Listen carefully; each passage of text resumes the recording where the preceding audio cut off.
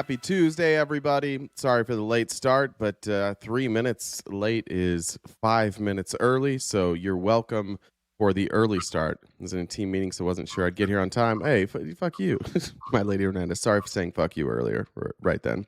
That's my bad.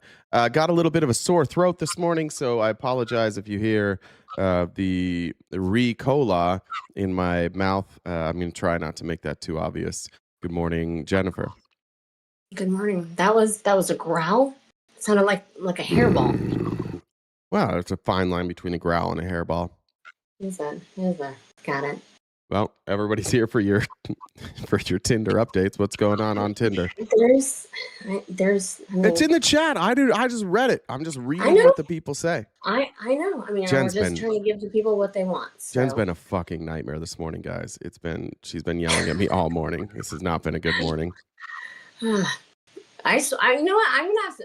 Even though it's not legal in California, California is a two-party consent state. I think I'm gonna have to start like recording our phone calls, or talks in the morning, because you just make shit up. That's gonna go really well when I file my abuse case against you. Sure. What kind of abuse? It was cyberbullying? It would just have to be cyberbullying, I guess. Those are really hard to prove. So,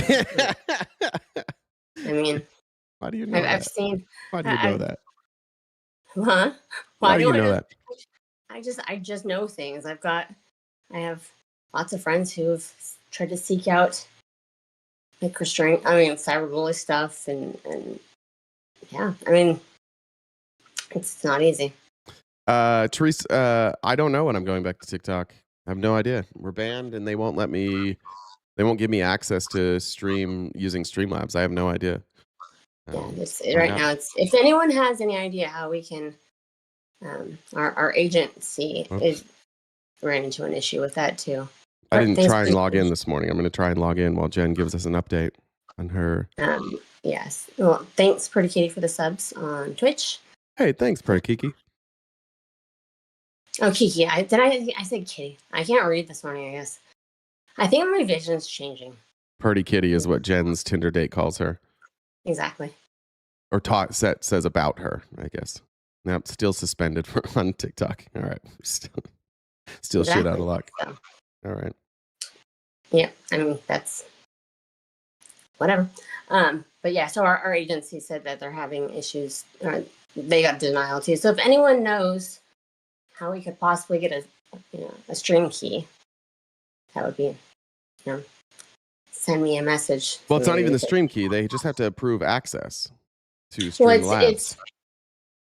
It's a stream key because you can use it for like OBS or other things too. It's the. I guess I could try that workaround, see if I can get a stream key. I haven't requested a stream key from them. I went and looked, and they denied us. Oh. I went and tried yesterday. God damn. Okay. Or the thing I got was a denial. So because I went in through Studio. Oh well, all right. Yeah, so we'll have to figure that out. Don't know what to do, gang. Sure. Yeah, so we're working on it. Well, I haven't figured it out yet, but we'll. Last time this happened, it was like after like 3 or 4 weeks, we just all of a sudden got our account back. It wasn't even that long, I thought. All right, might not, but it seemed like a long time. Still, yes, we did get it back. You are correct there. So, but so yeah. So no, I mean, I've just bullying. I was ironically, at the start of the show, cyberbullying was what I got suspended for. Bullying and harassment. Yep. Yeah, I mean, I've got my rotation tryouts are still going. Okay. Anybody new on the team? Couple, yeah. Okay. When's the next date? I don't. Maybe this weekend. Ooh. Maybe this weekend. I haven't identified with who yet, but maybe this weekend. I've got. You're just thinking of open up a slot. Yeah, I mean, see who might.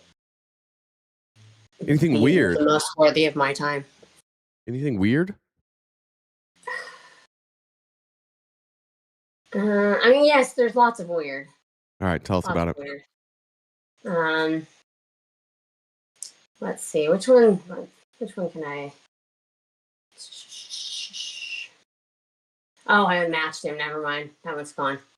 What'd he say?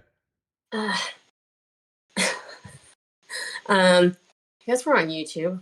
That Yeah, you more can or say less whatever we my profile gave him an erection. want. I mean, that was Your the pictures most give me a random one. boner. Is that what he Pretty said? much. What did he use the word boner? Please say he said boner. I I think he like it. said hard on is That's worse. is what he said, but That was the opening line. I mean it was like the like second sentence or one or two. I mean, so that was probably the most interesting one. That's somebody you just give like an address to of like some burly man that you know and that Exactly. come through. I mean, maybe I don't know. I mean, I'm not telling anyone my profile or anything like that, but it sounds like my profile is interesting. That I sound fun, or maybe I'm just really good at marketing myself. So Did you? there's I that. bet you did. I bet you put hours into your profile. You're so dumb. You did, didn't you? And you used ChatGPT. Liar. No. A little bit. No. I didn't put any hours.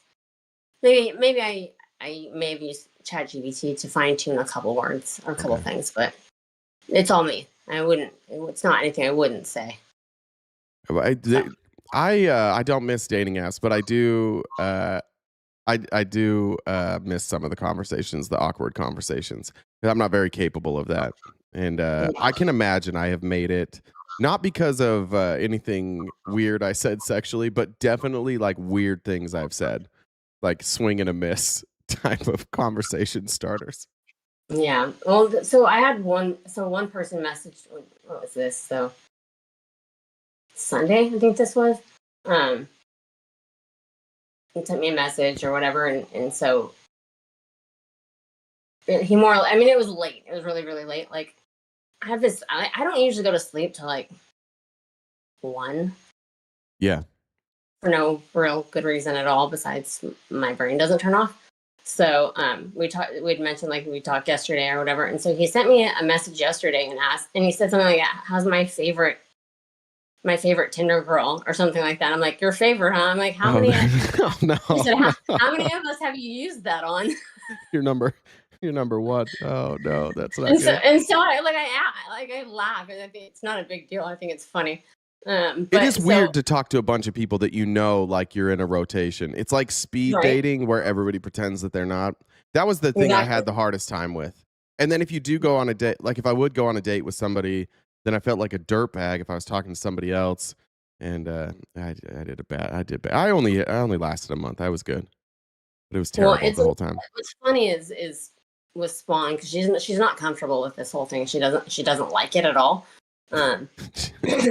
But like, so I've gone out with like 3 or 4 guys, I think, total. And so she's like, "So how was this? Did you like him?" And I'm like, "I don't know. Maybe we'll see him again." And like, she doesn't necessarily comprehend that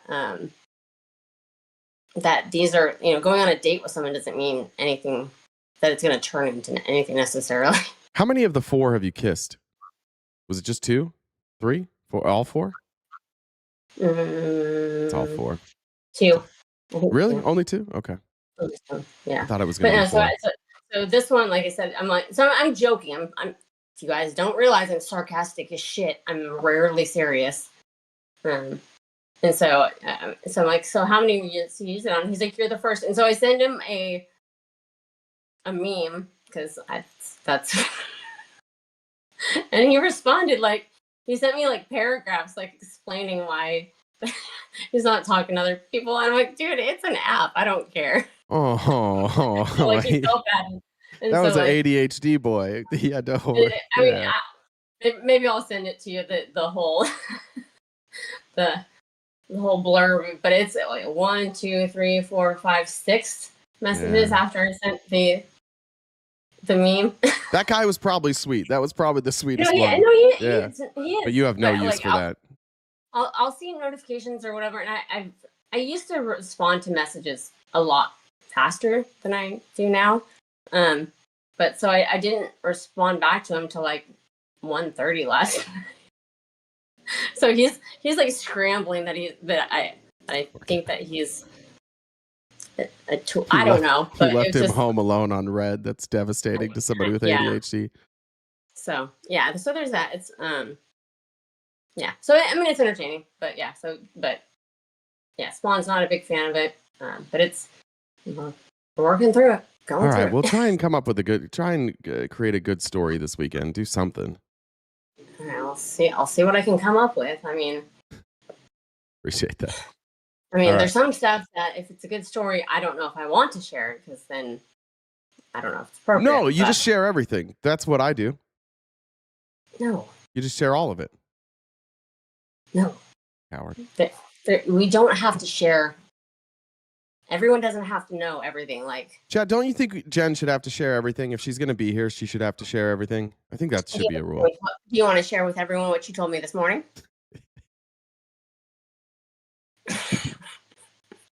Do you? So yeah, we don't have to share everything, right? Got it. Good. All right, so we're going to get started with the show. Okay. We do this each day, Monday through Friday, from 9:30 to 1 Pacific time. This is our job, and how we keep this going is with our gift goal, the donations. So Venmo, Cash App, PayPal, Super Chats all go towards knocking out that gift goal. So if you guys want to help us out, that would be awesome. So if you guys aren't already paid members or subscribers, please become one. You can join us for members only events. We'll have another one next week. So if you're any paid membership on any of the platforms, you can join us for that. If you guys disagree with RTP and you want to come up and have a conversation, you can send me a message on Discord and I can bring you on. So Jen with 2 N's, Dub with 2 B's, the number one. Check out the link tree in the bio. We're on most social media platforms. We've got merch. Jay's on Cameo. We upload these episodes to Spotify. What? Someone said I look like a labia. That's just Ty reading the chat. That's funny. So I found a new trick to stop ants from coming into your house. Okay. You can leave a saucer of milk outside. The adult ants drink it, and it affects reproduction. Okay. So the young ants are born without toes, so they can't climb up on your house walls. The effect's called lactose intolerance. That's so good. It is layered. I don't know what's going on with my feed, Jen. I am not getting. I see like a super chat came in, but I don't know. They are not updating. Is there a refresh here? What's going on with that? I think we only had one. That's all I've seen so far. Yeah, I saw it in the chat, but it's not popping up on my feed here. Let me see if what's that? Unpause. All right, I don't know how to fix that. So, sorry. Anyway, super chats, they take like 30% of that anyway. So, PayPal, Cash App, Venmo might be easier. I always drop them in our chat so you can see them from there. So, what did that one say? Said, yeah, no, it's sharing time. So, okay. I just did something dumb on the phone. It's fine. Yeah, and so as I said, we don't have to share everything. So yeah, I'm glad that worked out for us. I'm glad you realized the error in your ways. So also, if Miss Julie is here, or if anybody sees Miss Julie, I think Miss Julie, your Discord got hacked, or you were really excited to show me the $3,200 you made buying and selling Mr. Beast meme coins. So one of those things. She sent me a message too. Is it that? That might be what it is. Yeah, must be. I didn't look at it super closely. Yeah. I think she might have gotten hacked before. Oh, a lot of people got that from. Okay, she got hacked. A lot of people got the crypto message. It looks like Miss Julie. She needs probably get kicked out of the Discord. So. Oh yeah, Miss Julie, you can come back if you want. Okay. All right, I'll kick her out then. Okay. All right, get going. All right, let's get going. This was just weird. David Cross was on with Bill Maher, and there was a lot of weird moments. David Cross is not aging well, physically or mentally, and I do appreciate that David Cross tries to maintain his friendship with Bill Maher, and try and seem like open-minded. But this was a very strange interaction. And then I learned some new things. Bill Maher is he hates Mom Donnie. I don't know what his problem is with Mom Donnie, but he's very upset about Mom Donnie. Every time I see him, he's talking about Mom Donnie, and I'm not really sure why. But here's David Cross on with Bill Maher. Politically more Democrat socialist. Fuck you guys, chat, by the way. Look what happened. See that? See what I did? That's a video. It's one day without fucking up. See if we can go 2 in a row. I believe. See, socialist. Again, I think you're plainly then you're to the left of me if you even say you're a socialist. Well, I said democratic socialist. I know, but I know what democratic socialist is. That's Mandami. Yep. Who's a straight up communist. No, he's like, I know what cats are. Cats are dogs. Everybody knows that if you say that you're a cat, you're actually a dog. Actually, if you say you're a house cat, then you're actually a lion, and a lion is a dog. None of that makes sense. This is just brain dead Bill Maher. Okay, No, he's not. Okay, he has someone working. Bill. Can I? Yeah. All right. He is, first of all. Okay. He has someone working for him named Sia Weaver. Okay. Have you read about her? I have not. See, that means you're in a bubble. Okay. Because I guess I was in a bubble. I had to look her up. It's also, this is Obama all over again. This is Obama and Bill Ayers all over again. This is what dumb people do when they don't have a coherent argument. Bill Maher struggles to defend the fact or argue against Mom Donnie because Mom Donnie's doing a good job. And so now he has to resort to here as an advisor. And so if you choose somebody as an advisor, then you are them. you should have. Okay. Okay, so let me tell you who she is. She's edify like, me. She's like one of his top lieutenants. His big issue was the rent's too high. She's a policy advisor. Mm-hmm. She's the head of we're going to fix housing. Mm-hmm. This is like what got him elected. He has not disavowed her, and I could show you all her tweets that she's put out over the last few years I'm in show quotes. them to you. And one of them is elect more communists. Mm-hmm. Okay. I know they give. That's every American's argument to communism. Again, I'm not a communist, but this is basically the extent of everybody who hates communists. This is their whole argument. Communists. Mm-hmm. I know they have to read between the lines. It's deep. It's really deep there. To read between the lines if somebody he stands with and by is saying, and also her other quotes are like, all home ownership is racist. Well, that's Even ridiculous. Spoiler, that's not actually her quote. Exactly. Yeah.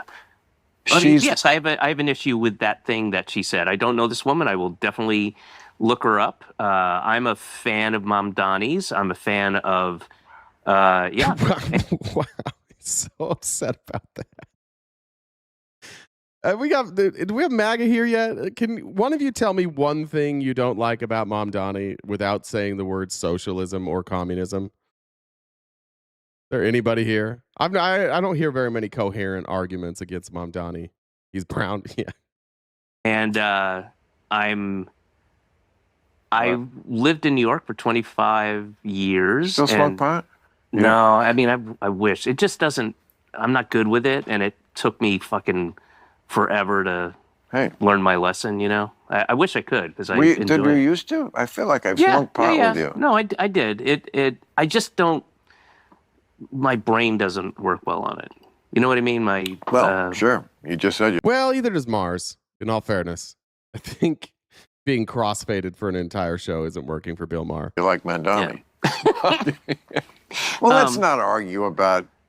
I want to tax the white neighbor. That's right. We want to tax only white neighbors. All whites should be taxed and nobody else. That's 100% correct. That's what we're here for. Can we come up with a nice, what's a bumper sticker we could come up with that? Somebody help me out with a tagline for taxing all the whites. For me, it's not an argument. It's a conversation. Okay, right. I don't feel like it's an right. argument. Okay. And I think he also going from the last the administrations that ran New York from when I moved there.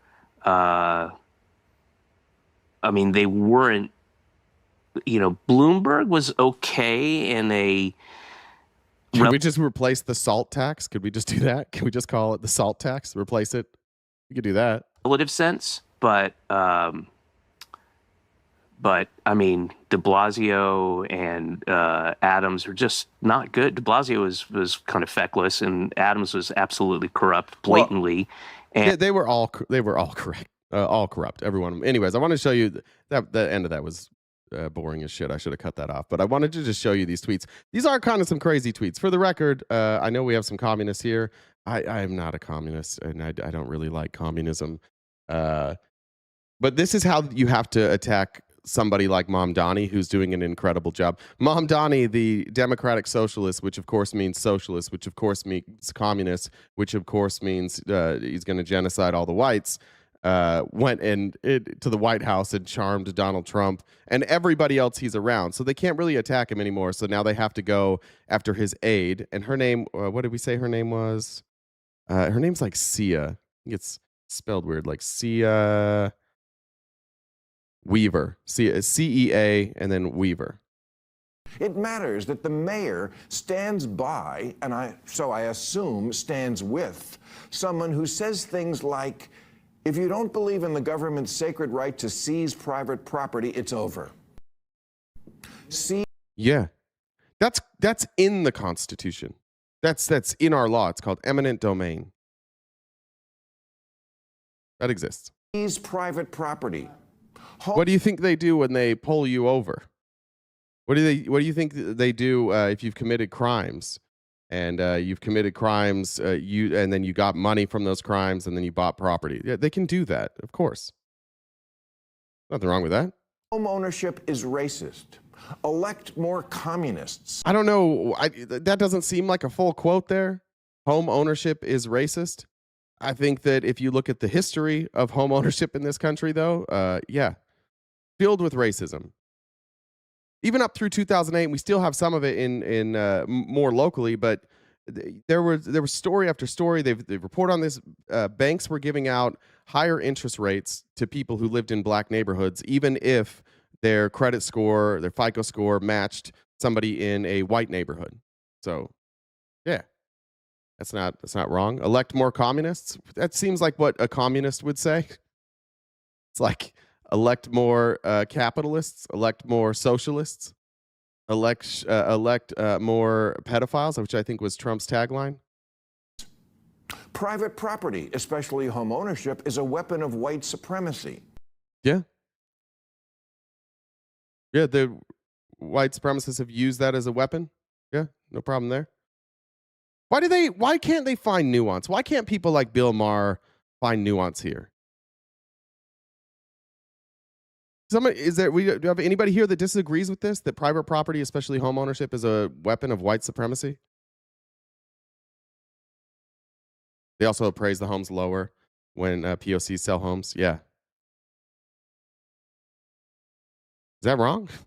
How does he not get that? Does he not know about our country? Does he not know about the history of racism? Does he not know about generational wealth? Really? Even among the 20 million black Americans who own their own home? Yeah. Well, yeah. Yep. Still a tool of white supremacy. Not all. It doesn't say all home ownership. Why don't they know nuance? Own their own home? Also, see how there's not much clapping? The reports have come out and people have leaked that when you hear clapping on Bill Maher's show, it's generally his staff. That's why that sounds like 8 people. I mean, these are the kind of utterances I might forgive as something a dumb white girl said while she was at Bryn Mawr. Because it's the kind of privilege hating you can only learn for $95,000 a year. But these are statements made as an adult. Yes. Yep. For co-eds from elite private colleges, you're only a lesbian until graduation, but the communism lasts a lifetime. Democrats. What is that joke? What in the world is that joke? What does that mean? Is that a saying that you're only a lesbian until graduation? Seem to be having this debate whether or not Mayor Mamdani is a socialist or a democratic socialist. Let me settle it. He's a straight-up communist.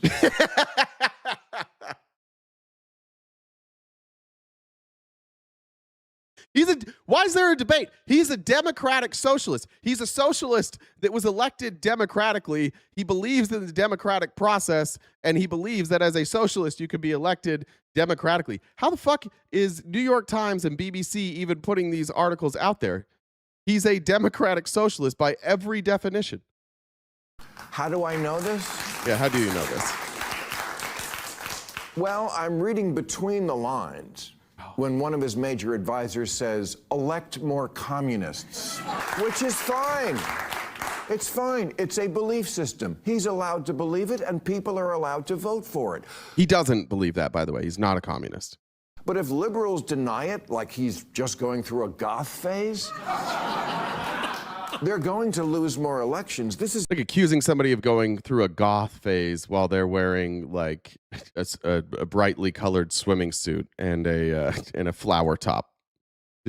He's not going through that stage, bud. It's not a communist country. And this is the pendulum never lands in the middle problem I'm always bitching about. Really, the choices we get here are either the worst version of crony capitalism or communism. No, it was the worst version of crony capitalism or a democratic socialist. Those were your choices. This is how we wind up with people like Trump. Because in order to make Trump palatable, in order to make the status quo palatable, they have to take the challenger and turn them into something that they're not. Did Mamdani advocate for the abolition of the government? Did he advocate for the abolition of currency? I missed those things. Either a side deal for the Trump family every time he does business overseas, or the lady who says, impoverish the white middle class. We didn't vote for her. Nobody voted for her. Phoenix Rise says, so by Bill's logic, Trump must stand for teleporting to Waffle House. Yay, yeah. That's a good point. That's a really good point. Bill Maher sucks so bad. I hope his ratings are terrible. Oh, yeah, there's a great campaign slogan for you. Honestly, as New York mayoral races go, I was less creeped out by Anthony. I am what communists call a useful idiot. It's what Russians call, it's Russians. A useful idiot is somebody who advocates for something without knowing. Are you saying that I'm advocating for communism while I've repeatedly said I'm not a communist? Anthony Weiner's dick. All right. And then, of course, we got to bring up Anthony Weiner. He does like Anthony Weiner a lot. Anyways. Boomers need to, boomers in general, not all boomers, they need to be quiet for a while. Somebody needs to tell Bill Maher that he's on TV and then just not broadcast his show anymore. Maher's one of those old shits who needs to go away. I'm 51. I'm so tired of the old people trying to drag us back. He's just scared. You know, you get towards the end of your life and he's just afraid of everything. He grew up with the Red Scare. So anything like communist adjacent, he thinks means that he's about to be nuked. He's not left Anthony Weiner alone for years. You know, he loves Anthony Weiner. He makes a couple Anthony Weiner jokes. I see a lot of Bill Maher clips, and I see once a week probably a new Anthony Weiner joke. New chat rule: if you can't define communism, you're not allowed to say it or use the word. Good point. I can try again. Let's try that again. Who is that? Josh, just define communist. The chat would like you to define communist. He's gonna tell us about it. He's gonna tell us about his feelings. He's not gonna define it, even though the internet exists and he could copy and paste it. He's gonna tell us his feelings instead. Nice to be here. I hate capitalism too. I'm from Brazil. Not rich persons sustain the idea of meritocracy. It's sad to think that there are people affected by poverty who believe they can escape the cycle. Yeah. None of these systems are great, if we're being honest. But today's topic is the capitalism is ruining your life, and we're gonna talk about that. But first, we have to talk about this because Donald Trump's the fucking president. And I guess we just have to talk about this. This seems to be the biggest news story of the day. Remember, Republicans don't want to do anything for you. They don't want to legislate. They just want to make sure that their rich friends keep getting tax breaks. They don't give a single solitary fuck about you. They stand on stage, complain about Democrats, and give money to rich people. And for some reason, you keep voting for them. But Donald Trump now is building the White House ballroom. Weirdly, like there's a lawsuit involved, but he's allowed to keep building until the lawsuit is completed. Originally, he said that he was going to build it and that he was going to pay for it himself, and then it was the donors were going to pay for it. And now suddenly, after this, well, first of all, can we stop calling it an assassination attempt on Trump? There was no assassination attempt on Trump, none, at the White House Correspondents' Dinner. Be clear. Nobody tried to kill Trump at that dinner. We got to stop calling it that. But just a reminder, when Trump announced this at the White House, here's what he said he was doing with the ballroom. But we could use at the White House. It would actually be a beautiful addition. It's going to cost nothing. I'll spend the whole thing myself. We'll do a big, beautiful room, but we could use it at the White House. You know what they do when they have a big ceremony? They put up a tent. And somehow I think we've outgrown the tent stuff, right? Don't you think? Okay, so he was going to pay for it himself. Just a reminder. And that's completely changed now. Now we have Lindsey Graham. They said it was going to cost $400 million, right? Well, how much is Lindsey Graham saying that he's going to try and get authorized in the Senate? We're going to introduce legislation that would authorize $400 million to be spent to secure to build the presidential ballroom. If it costs $400 million and it's completely funded by donors for $400 million, why are Republicans running around holding press conferences talking about authorizing $400 million? Is he just going to keep that money? Underneath, there will be a lot of military stuff. There will be a Secret Service annex. And we've paid for it by offsetting it with custom fees. But the estimate is $332 million. We're going to do $400 million. So we've secured $400 million in private investment. The estimate's $332 million, and the Senate is going to authorize $400 million. Huh. Anybody want to make sense of this? Tom, you want to explain this to us instead of just shouting out Dem terrorism? Yeah, and customs fees. They're talking about, they're going to use customs fees. I don't know if that means tariffs. I assume it's some mix of tariffs and just regular customs fees that already go to pay for other things. So we're going to have to cut spending somewhere else for this for some reason. Because I think it's probably going to take more. Private donations can be used, but I think they should be used for buying China and stuff like that. Underneath this ballroom will be infrastructure that is national security centric.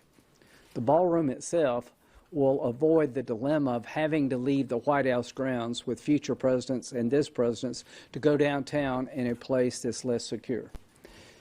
President Trump said to me yesterday, we need the ballroom not just for me. Yeah, that's the concern. Don't leave then. Stay inside, I guess. But for future presidents. He literally could have left. Yeah, not buying China. I think dishes. Yeah, Jessica.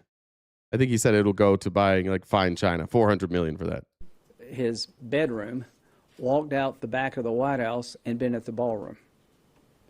That's what needs to happen. Why? Why?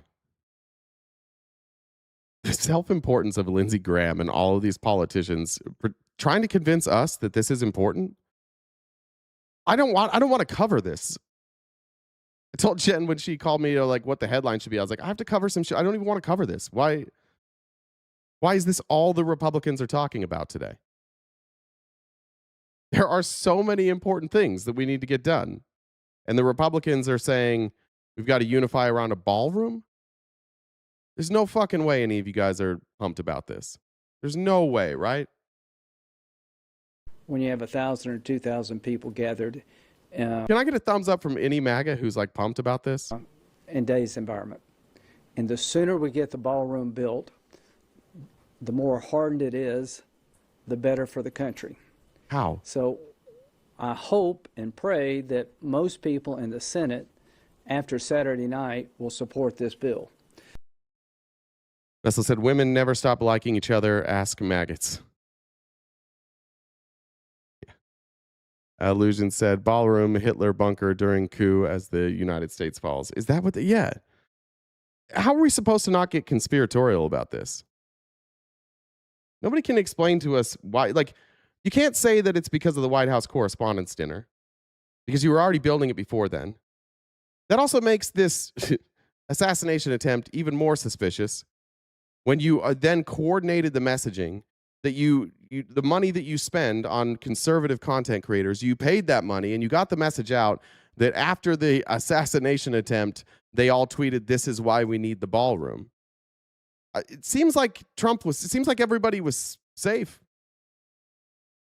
Seems like it was just the assassin that got hurt.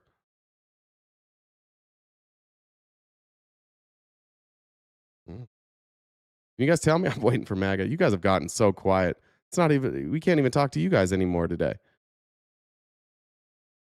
Nothing from any of you? All right. Move on. Boebert Boebert now says she's going to do it in the House. If you are relying on Lauren Boebert to introduce legislation, you're in trouble. Congresswoman, what are your thoughts on some of the discussions about the ballroom and being included in the I'm working on legislation to ensure that we are getting the ballroom funded. It's obviously a national security element to that, and it needs to be done. I cannot believe that a judge allowed a woman he approved her lawsuit because she walked by with her dog and thought it was ugly. Is there any better use for... You may be surprised to know that the lawsuit has nothing to do with a woman who walked by and said that it was ugly. The lawsuit is the I'm trying to remember the name of the group. It's the Washington Preservation Society, maybe. Let me get the exact name here. National Trust for Historic Preservation. It's not just a woman who walked by. Trust letter here, is this it? Excuse me. The trust statement comes one day after the Justice Department wrote a letter urging the group to drop the suit, arguing that the lawsuit puts the lives of the president, his family, and his staff at grave risk. They said, we are not planning to voluntarily dismiss our lawsuit, which endangers no one, and which respectfully ask the administration to follow the law. Basically, Trump has been doing this just because he wants to. And they have said that you have to go through the proper channels. And that's what the lawsuit is about. But Lauren Boebert has been tricked into thinking it was somebody walking her dog, because this is just what somebody told her. He approved her lawsuit. I don't even know how dumb she is. She's lazy. She's certainly lazy. Probably dumb. Certainly lazy. Because she walked by with her dog and thought it was ugly. Is there any better use for taxpayer dollars than a ballroom? Are you kidding? There's like hardly any money here that is actually going to that. He has got it. He has it funded. Then why do you need $400 million? Why do you need $400 million then? Why are you approving $400 million? You just have to get it approved to get the lawsuit over with. Is it an issue of like get what approved? The Congressional Registry of Historic Places? Like what's the authorization process there? You think passing a War Powers Resolution Act to save the... All right. That's enough on that. That's what Republicans are doing from you today. Roly Poly Bullo says they are forcing people who have had enough of the administration to pay for the administration's protection from people who have had enough. Yeah. Swish says, thy kingdom come, I do be dumb. And at Beetlejuice, I make him come. Amber said every school needs a presidential ballroom. Yeah, heaven forbid we spend some money on school safety. Somebody gets kind of close to hurting Trump and it's a national emergency. But fuck those kids, right? So yeah, is it 700 million? It's got to be more than 700 million by now, right? 720 million, because they said the budget was 320. They're approving 400. Trump says he has well over 300 million. 700, yeah, it'll roll up to $1 billion, and then we'll just all pay for it, and Trump will keep all the money. All right, this was just a crazy fucking story. Carrie Lake's doing really well, guys. She off a recent appearance in front of Congress as the head of Voice of America, where she was eviscerated. The courts have struck her down every step of the way. I don't know if anybody has lost more in court and been wrong about more things than Carrie Lake. But apparently she got very upset at the White House Correspondents' Dinner with CNN and Jake Tapper specifically, and here's the story. Carrie Lake, the election denier who's currently in charge of Voice of America, she approached a CNN table after the shooting and blamed journalists for the attempted attack and personally insulted one of our correspondents as a, quote, midget. She then went outside and trailed me for about a block. I was trying to ignore her. She was saying... These are the craziest people, and they work in our government. She works in our government. She's chasing Jake Tapper down, trying to yell at him. These are crazy people. They've lost their fucking minds. This is a cult. I was responsible for what happened. CNN's responsible for what happened. And that unhinged rant by someone who, frankly, obviously needs help is now being matched with social media posts and more from the White House trying to use this horrific tragedy to demonize any criticism as calls for violence. And the president has been making literal calls for violence since 2015. Mediocre jujitsu, possibly more mediocre than your jujitsu is your assessment on socialism and communism. Those are ideologies. They are economic theories. Economic theories don't kill people. But maybe work on your armbar. Maybe politics isn't your thing. 15. I'm not even going to go into them. You're familiar with them, but literal calls for violence. Now, I saw that somebody called me Hassan Piker Jr. on stream yesterday. The only thing I'm offended about there is that he called me Junior. I'm much older than Hassan Piker. I think we're different. Is Hassan communist? I mean, he works a lot with the Democratic Socialists. I don't know exactly where he stands politically, but I've never seen anything that he said that I was like, oh, that's way off. Carrie Lake, the election denier, respondents as a, quote, midget. Sorry. That was the end. Hassan 6'4". Yeah, that's true. That could be the Junior. Yeah, he's got 6 inches on me. He's a Democratic Socialist. Okay. Yeah, I don't take that as a disrespect. I think Hassan's doing great work.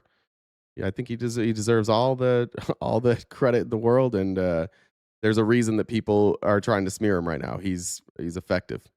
Nobody would be talking about him if he wasn't effective, if he wasn't swaying people. All right. The response, of course, from this administration, like all fascist administrations, is to blame everybody's rhetoric and say that we are allowed to say whatever we want. No violence that is perpetrated by the right is our fault, but any violence perpetrated by any person on the left is your fault entirely, and now we have to censor your words. Here's Todd Blanche, and just like censorship incoming from this administration.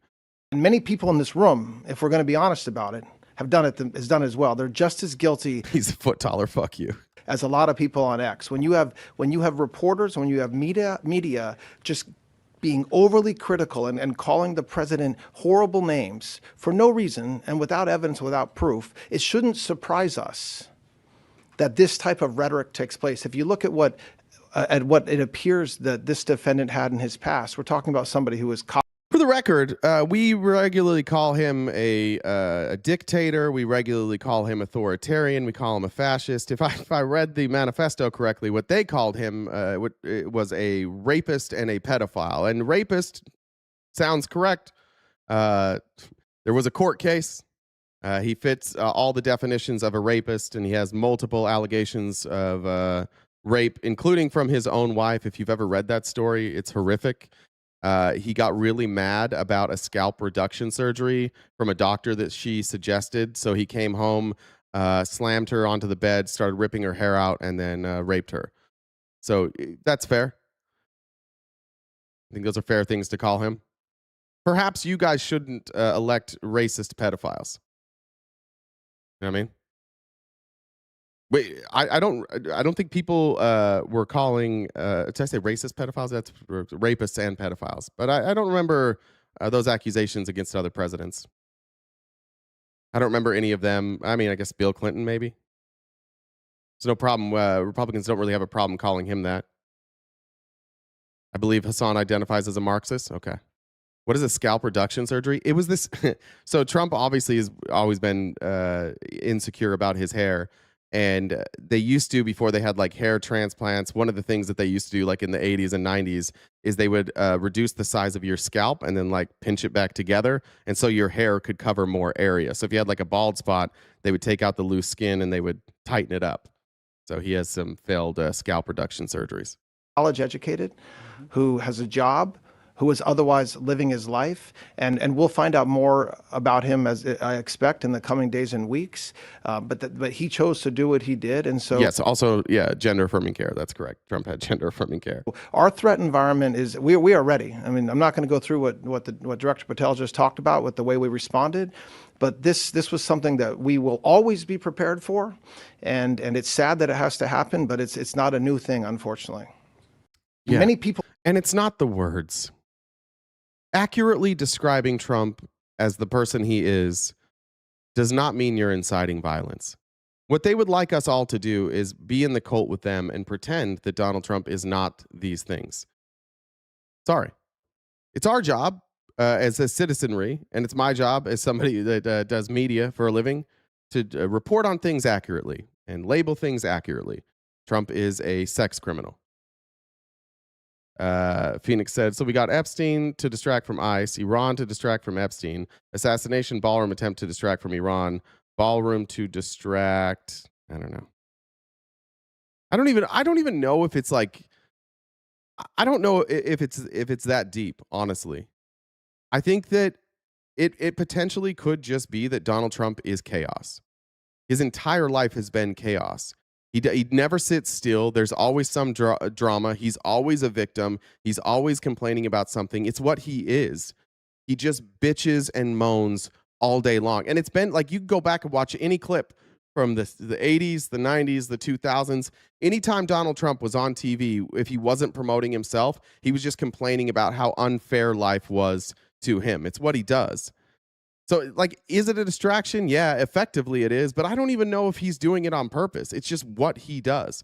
He loves when he has the opportunity to play victim, and so do all these people. God damn, do they love getting in front of a microphone and talking about what a victim Donald Trump is. A spoon-fed Nepo baby who became president by becoming an internet troll, and he doesn't have to do a good job. He can just be dog shit at his job, and everybody who voted for him is like, that's fine.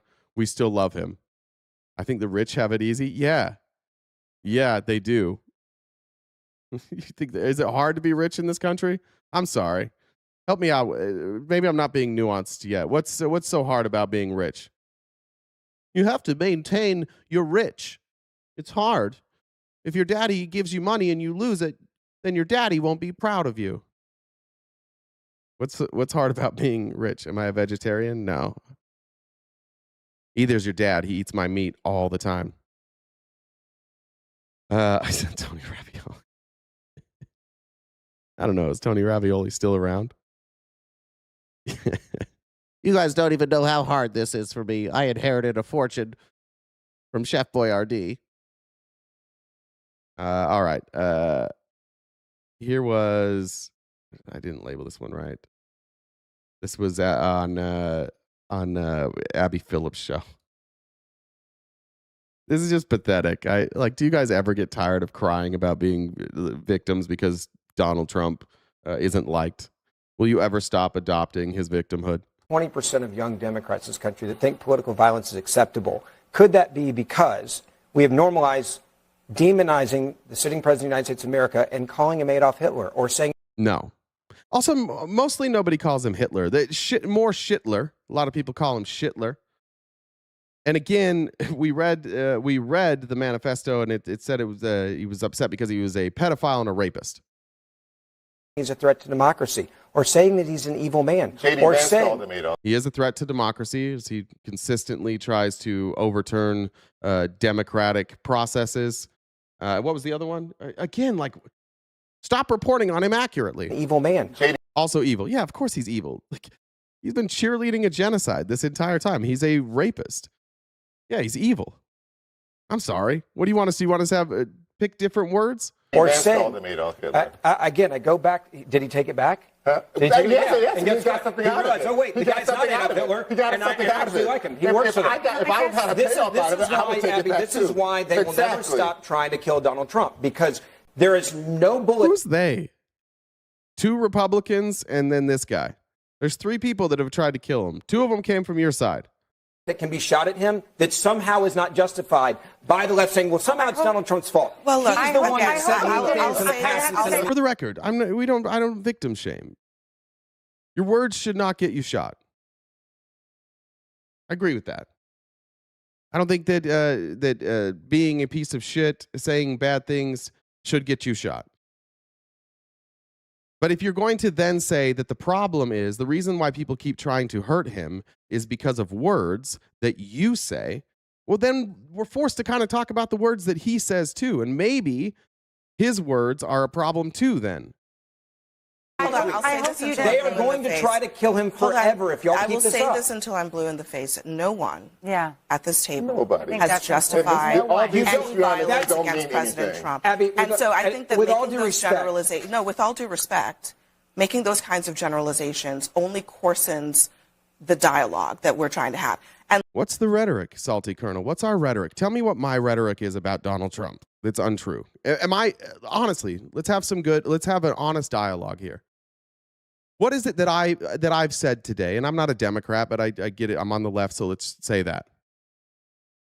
What's the rhetoric that we should use? Should I not be able to call Donald Trump a fascist? When he acts like a fascist, I shouldn't be able to say that. When he's authoritarian, I shouldn't be able to say that. When he's credibly accused and found civilly liable for rape and sexual abuse, I shouldn't be able to say that. Yeah, that's exactly the type of analysis I got from you. Exactly. You're a leftist scumbag for sure. See, you're just like, this is the thing. You say it's rhetoric and then you call me a leftist scumbag when I ask you for an example. Well, I think he is a fascist. I think he fits the definition of a fascist. So I can't have an opinion that he fits the definition of fascism. We behave like Nazis. Yeah, see, you're just being a whiny bitch again. I asked you for like a real dialogue here. Like what am I allowed to say and not say in America? Do I have to censor everything that I say about Donald Trump? He is an authoritarian. I think he is an authoritarian. You don't think it's authoritarian to try and censor speech all the time? I don't call everybody a fascist. I think the only one I've called a fascist is Donald Trump, and then the people that support him when he does fascism, which is a lot of you guys. Give you the definition of fascism that Trump fits? Got it.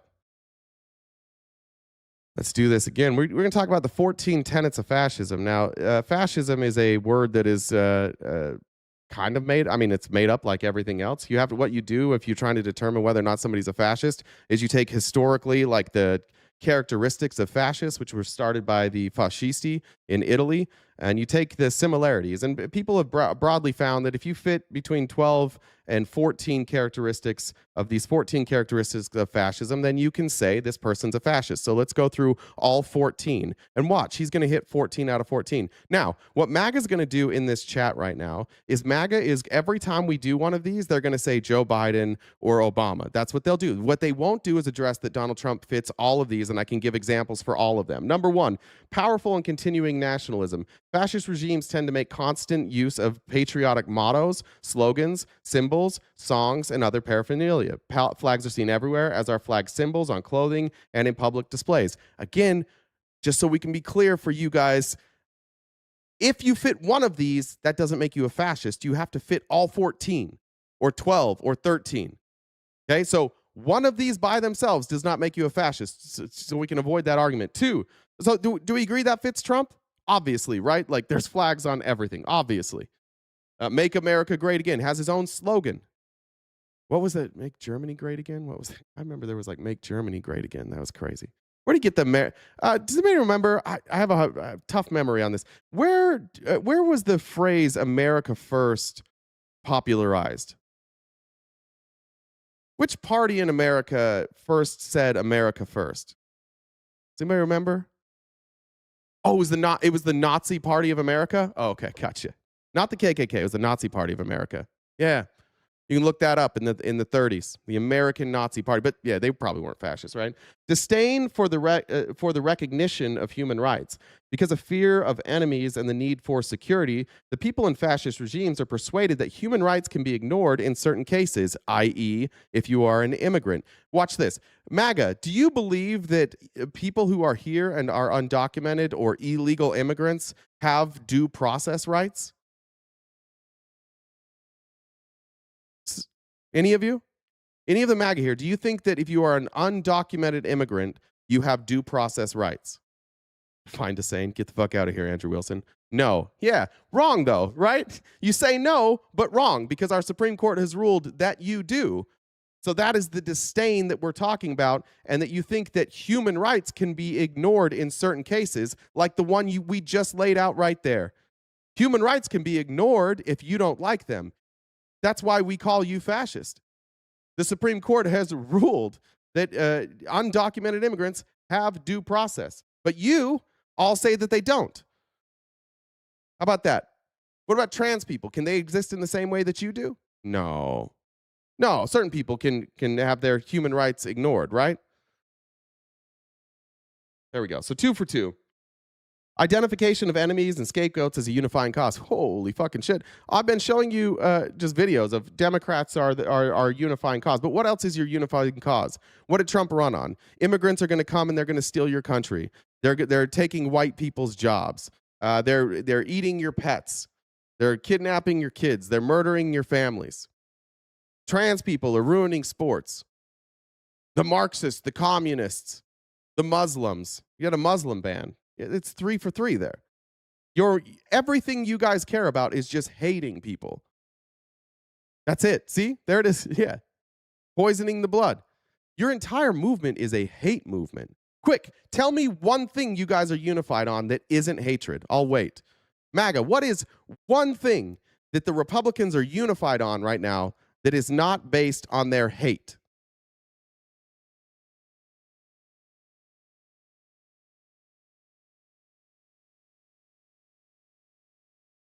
Israel. They're not even unified on Israel. Love of billionaires. I think that's honestly the love of billionaires. I think is actually hatred of poor people.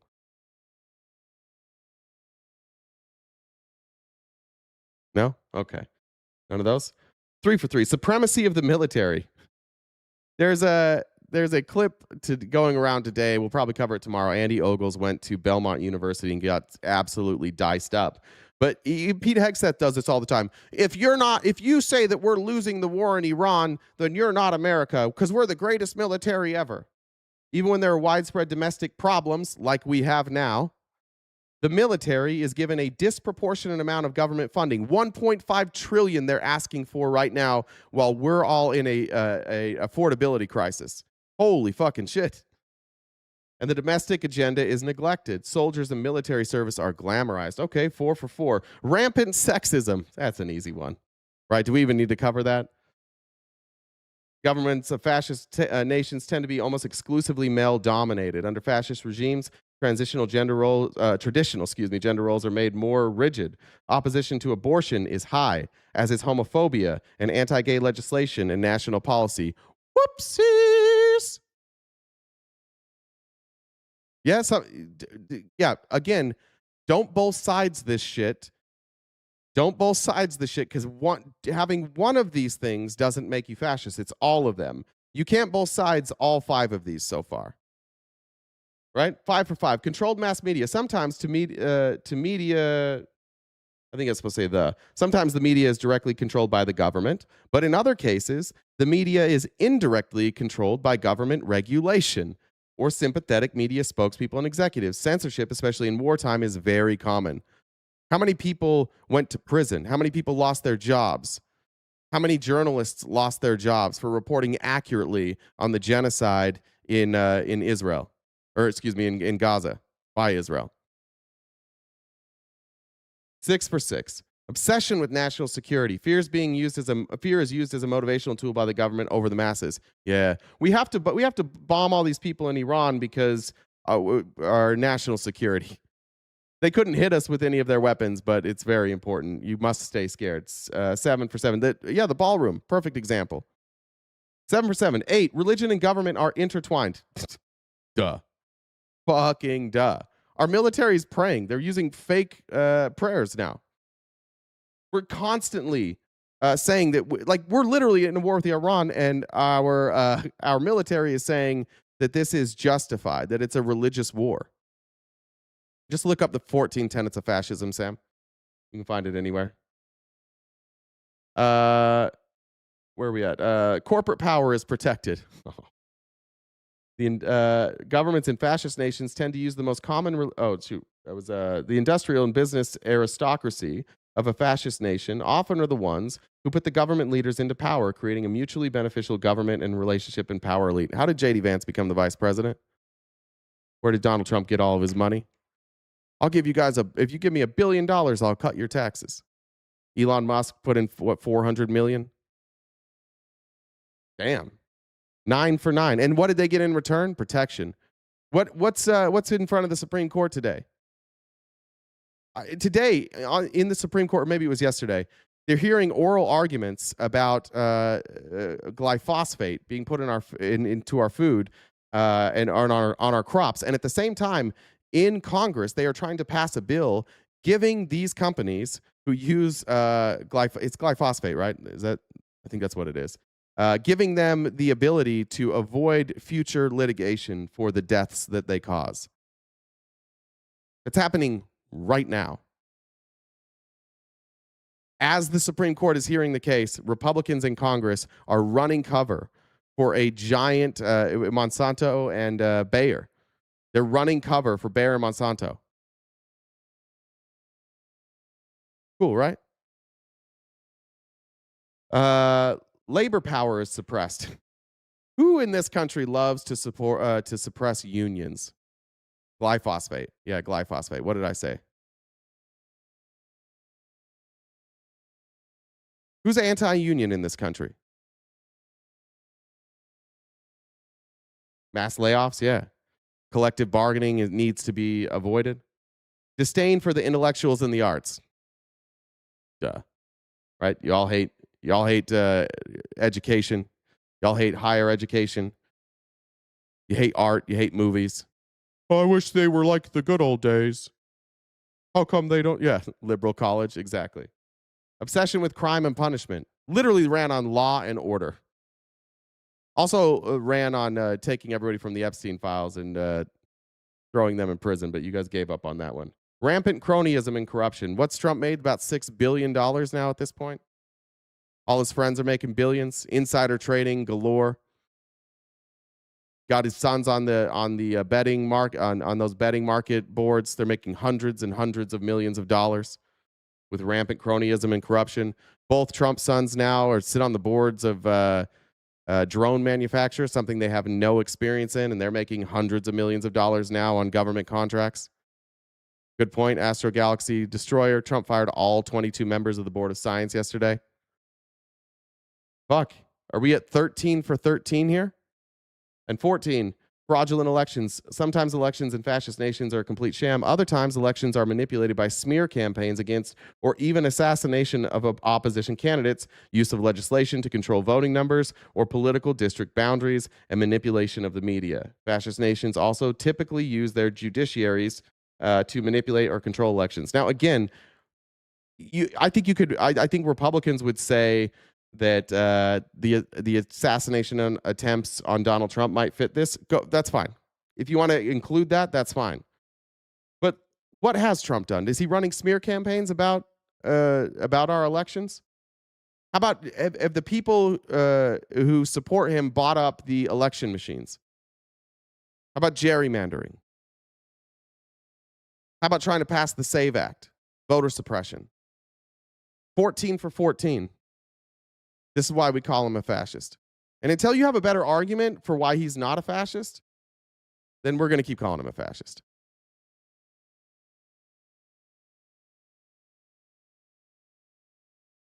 All right, let's continue. And look, if I am the reason that people are trying to kill Trump. For sure. They keep forgetting to mention me in the manifesto. They keep using words like pedophile and rapist. But yeah, for sure it's me. If your argument the is entire that table has been criticizing Trump after he got shot at. If your argument is that the totality of the circumstances are simply what is being said about Donald Trump, that Donald Trump is a threat to democracy, whatever. Let me just play this. This is Caroline Levitt. She's accusing Democrats of what you're accusing them of, and then listen to the rest of this. Senator Elizabeth Warren, President Trump is making the country look like a, quote, fascist state. Facts. Love President Trump. He's still your president. Go cry for the next 2.5 years. Pull your head out of his asshole, you fucking weirdo. What a fucking weird thing to say. Why do you love a politician? You're so goddamn weird.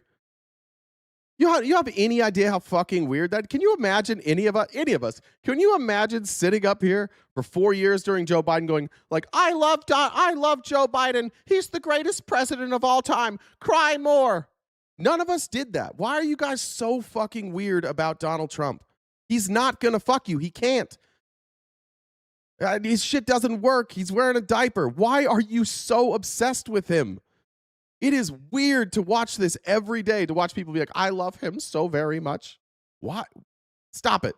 It's weird. He's just a politician, a really corrupt one and a really bad one, but he's just a politician. Even if he was great, like let's just say he was the best president of all time. It's still weird that you say that.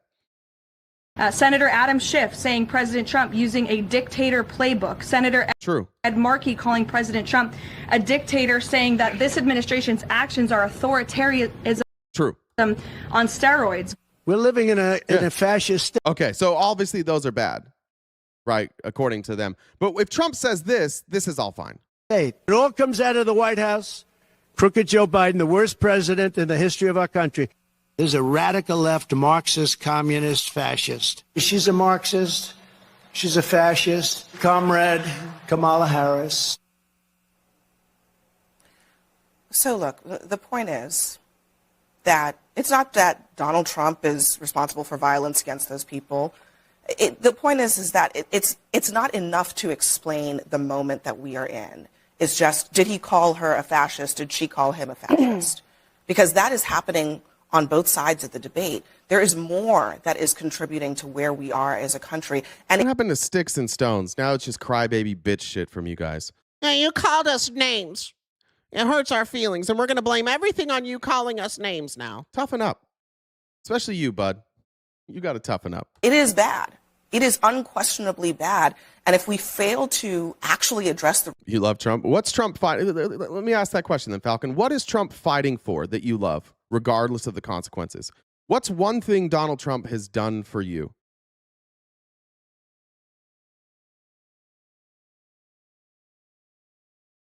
I think you're lying about that. You love him because you're in a cult. What's one thing that he has fought for? Anybody can answer this. Americans. Oh, Americans. Shut up. No, give me a fucking example, please.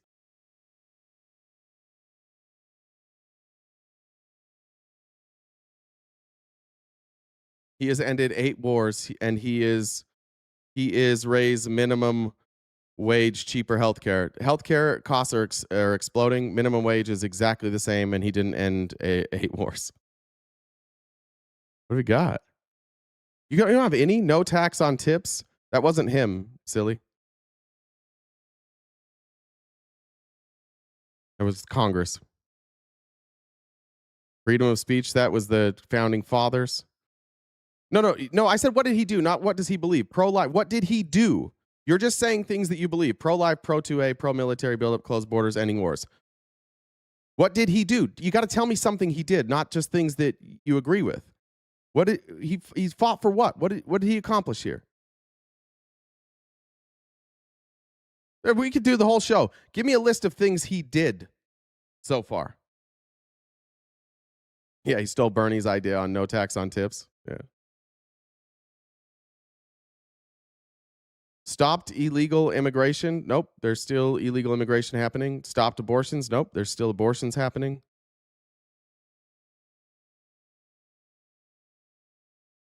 Play 100% dead. And he did not. What war did he end? FJB. What war did he end? Tell me, just give me one war that he ended.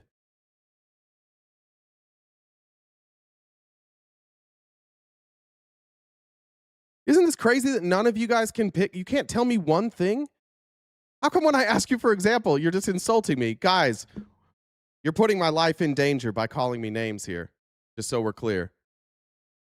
He eviscerated the inflation. It went up since he's been president. So, whoops.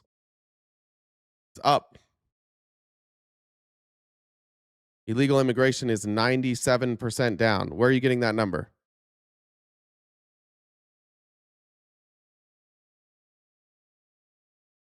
Pakistan and India war. Both of them say that Donald Trump didn't do that. He wasn't even involved in the negotiations. I just like how, honestly, how much he pisses off libs. Yeah, because you're fucking dumb, dude. Like, that's the thing. Like, that, I appreciate you being honest about that, but that's most of you. You're just internet trolls. He's an internet troll, and you're internet trolls. What's crazy is, like, when I'm upset with Donald Trump, it's about shit he does that fucks up our country. And you're comfortable fucking up the country as long as it makes me mad. 9.1% was Trump. You have anything? Lowering the rich taxes and cutting the poor's help. Yeah, he did do that. All right, we found one. He did cut taxes for poor or rich people and cut funding for poor people. Yeah, just keep calling names. Anybody? Because you need. Why, when someone gives you an answer, you just come out and say no, he didn't? Because you're saying things that aren't true. That's why. He replaced NAFTA with the U.S.-Mexico Canadian agreement. That was last time around, and then he's violating his own agreement. He's breaking his own trade agreements there. So that's cool. I'm a racist. Got it. This is pretty pathetic. Don't you guys think this is kind of a pathetic performance by you? Ban Bud for the rest of the live for bringing up Nick Shirley again. Bud, go beat off somewhere else. You don't think this is a pathetic performance from all of you? Not one of you can give me a single example? 2A Freedom, one example, please. Specific example of one thing Donald Trump did for you.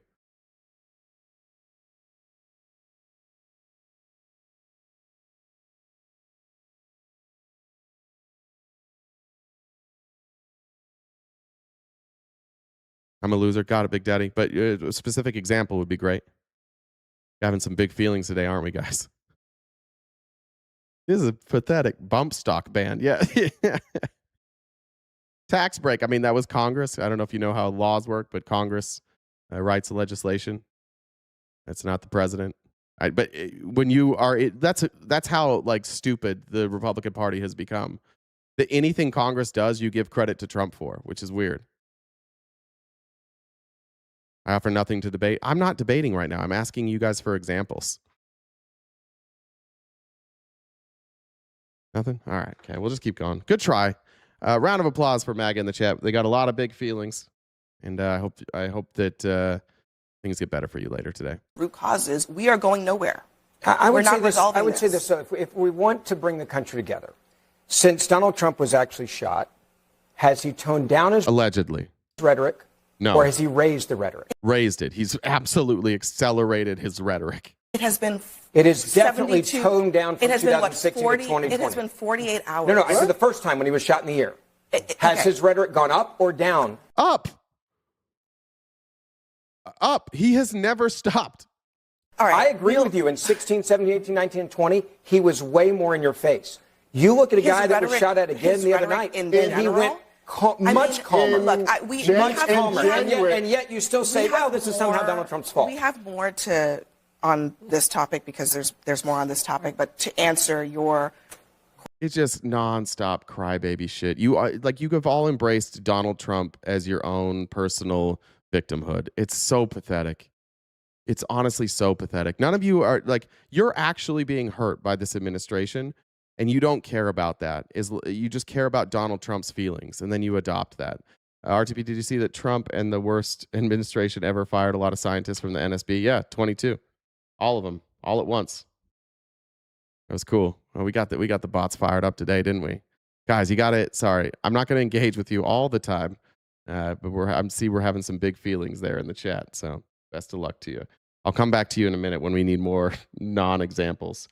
Let me check here. Just a reminder, guys, we are crowdfunded. We rely on your generosity in order to pay our bills. You can see the gift goal there that I need to update, which I haven't updated yet. PayPal, Venmo, Cash App, and Super Chats. If you're wondering which way is the best way, Super Chats take the most from us. So Venmo, Cash App, or PayPal are best for us. If you can help us knock out that goal, that'd be greatly appreciated. We also have paid memberships on YouTube and Twitch. So if you'd like to join us for members-only events, like next Wednesday when we watch 2 more episodes of the company retreat, make sure you're a paid member on either YouTube or Twitch, and join the Discord, which is free, and we'll get you in for those members-only events in advance. We appreciate your support.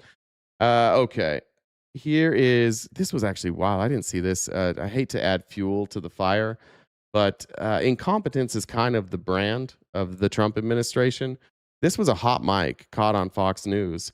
And this is the entryway to the White House Correspondents' Dinner, which security is run by Secret Service. And listen to Fox News talking about security. I love that they have like two random chicks holding the front door open. If you can't hear it, said, like, look, they have two random chicks holding the front door open. Scully, I love that. Capitalism is bad. Send me money. Oh, the hypocrisy. Guys, does somebody want to explain to Scully the difference between money and capitalism? Scully, capitalism would be if you took your money and you invested in my business. That would be capitalism. This is just consumerism, which exists in capitalist economies, socialist ones. You don't understand what capitalism is, and that's why you hate socialism so bad. You don't know what any of these fucking words mean. Do you know that socialists get paid money? Did you know that? Did you know that in all economies, people get paid with money and not all money is capitalism? You probably work for somebody. You're not doing capitalism at your job. You're just working for somebody getting paid. You're not taking your money and investing your capital into somebody else. That's not how this works. This is why it's tricky for us to have a good country, because there's too many of you, Chris, that don't know what any of these words mean fucking ever. And that's why, like, I understand your war on universities and higher education, but could you get some education so you don't look like a dipshit all the time? It's not even like, I just mean like they're not even like Secret Service people. It's like Michael, you can super chat me your question. Thank you. Even if it was the guys, wouldn't even make it better. It's like I liked that part. He's like, even if it was guys, that wouldn't make it better. They should just prop the door open. It's fucking just like they might as well put a doorstop in. Like, Correct. Communism doesn't pay people with money. That's a good point. Roly poly bolo. There is no currency in communism. Put up a doorstop and a scarecrow. Don't fuck with this guy. If Harris won, I'd still be talking about Trump. Well, when Biden was president, I wasn't talking about Trump until it was election season. So I did cover his many criminal trials. Why are you so upset that I'm covering Trump, though? He's the president. Who should I cover right now? You want me to cover Harris right now? Do I pay taxes on those donations? Yeah, I do, Scully. I have an LLC set up. I just did my taxes. Thanks for asking, bud. It's all run through an LLC. Weird how that works, right? Still not capitalism, though. Swing and a miss again. Should we just let Chris talk the rest of the live and see how many dumb fucking things he can say? Oh, I got called out for not knowing what capitalism is. I'll talk about taxes. Tell us some more words that you don't know, Scully. Yeah, I'm just out here admitting to having a shell company. That's correct. You guys are cute.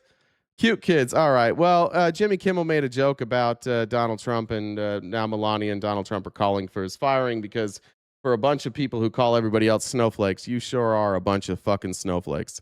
You know how sometimes you wake up in the morning and the first lady puts out a statement demanding you be fired from your job? We've all been there, right? Seeing yet another Twitter vomit storm.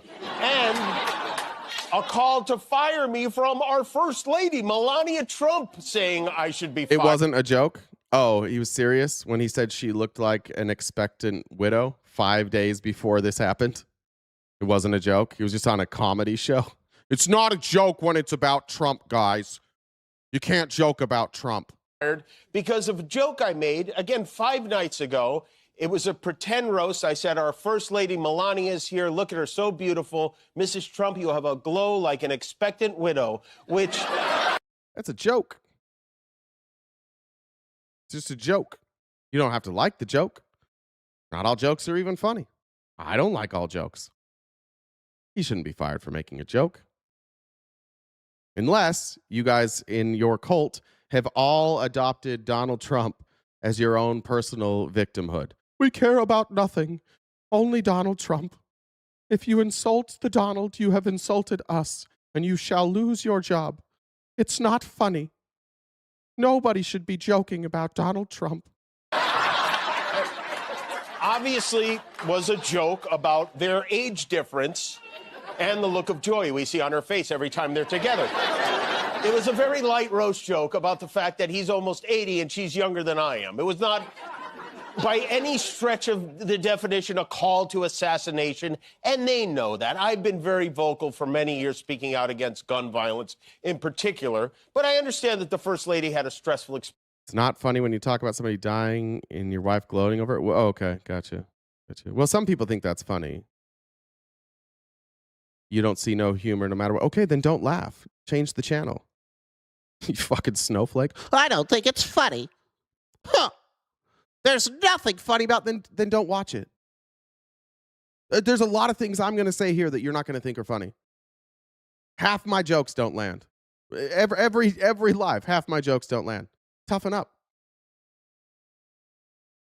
They're jokes. What do you want to... I thought, didn't Elon Musk tell us? Comedy's legal again. Laugh or don't laugh. But then don't go on the internet and be a fucking crybaby bitch. It's not even funny when you make jokes like that. It is objectively funny. Melania Trump doesn't like her husband. It's clear that she doesn't like her husband. You didn't see her when he wasn't running for president. The first administration, she moved out. She has very publicly had a boyfriend for like 15 years who lived in Trump Tower. She doesn't like him. She's waiting after he got caught paying off Stormy Daniels. She renegotiated her prenup, and then after all the other legal things, she renegotiated it again. If you don't think this is just a business deal for Melania, no, she really does love him very much. That's why she pulls away from him every time they're hugging. Google it. Google Melania's boyfriend and tell me about Hank Seamers. Just Google it right now. Melania Trump boyfriend, and you're going to find this guy named Hank Seamers. He ran security, I think, for Tiffany & Co.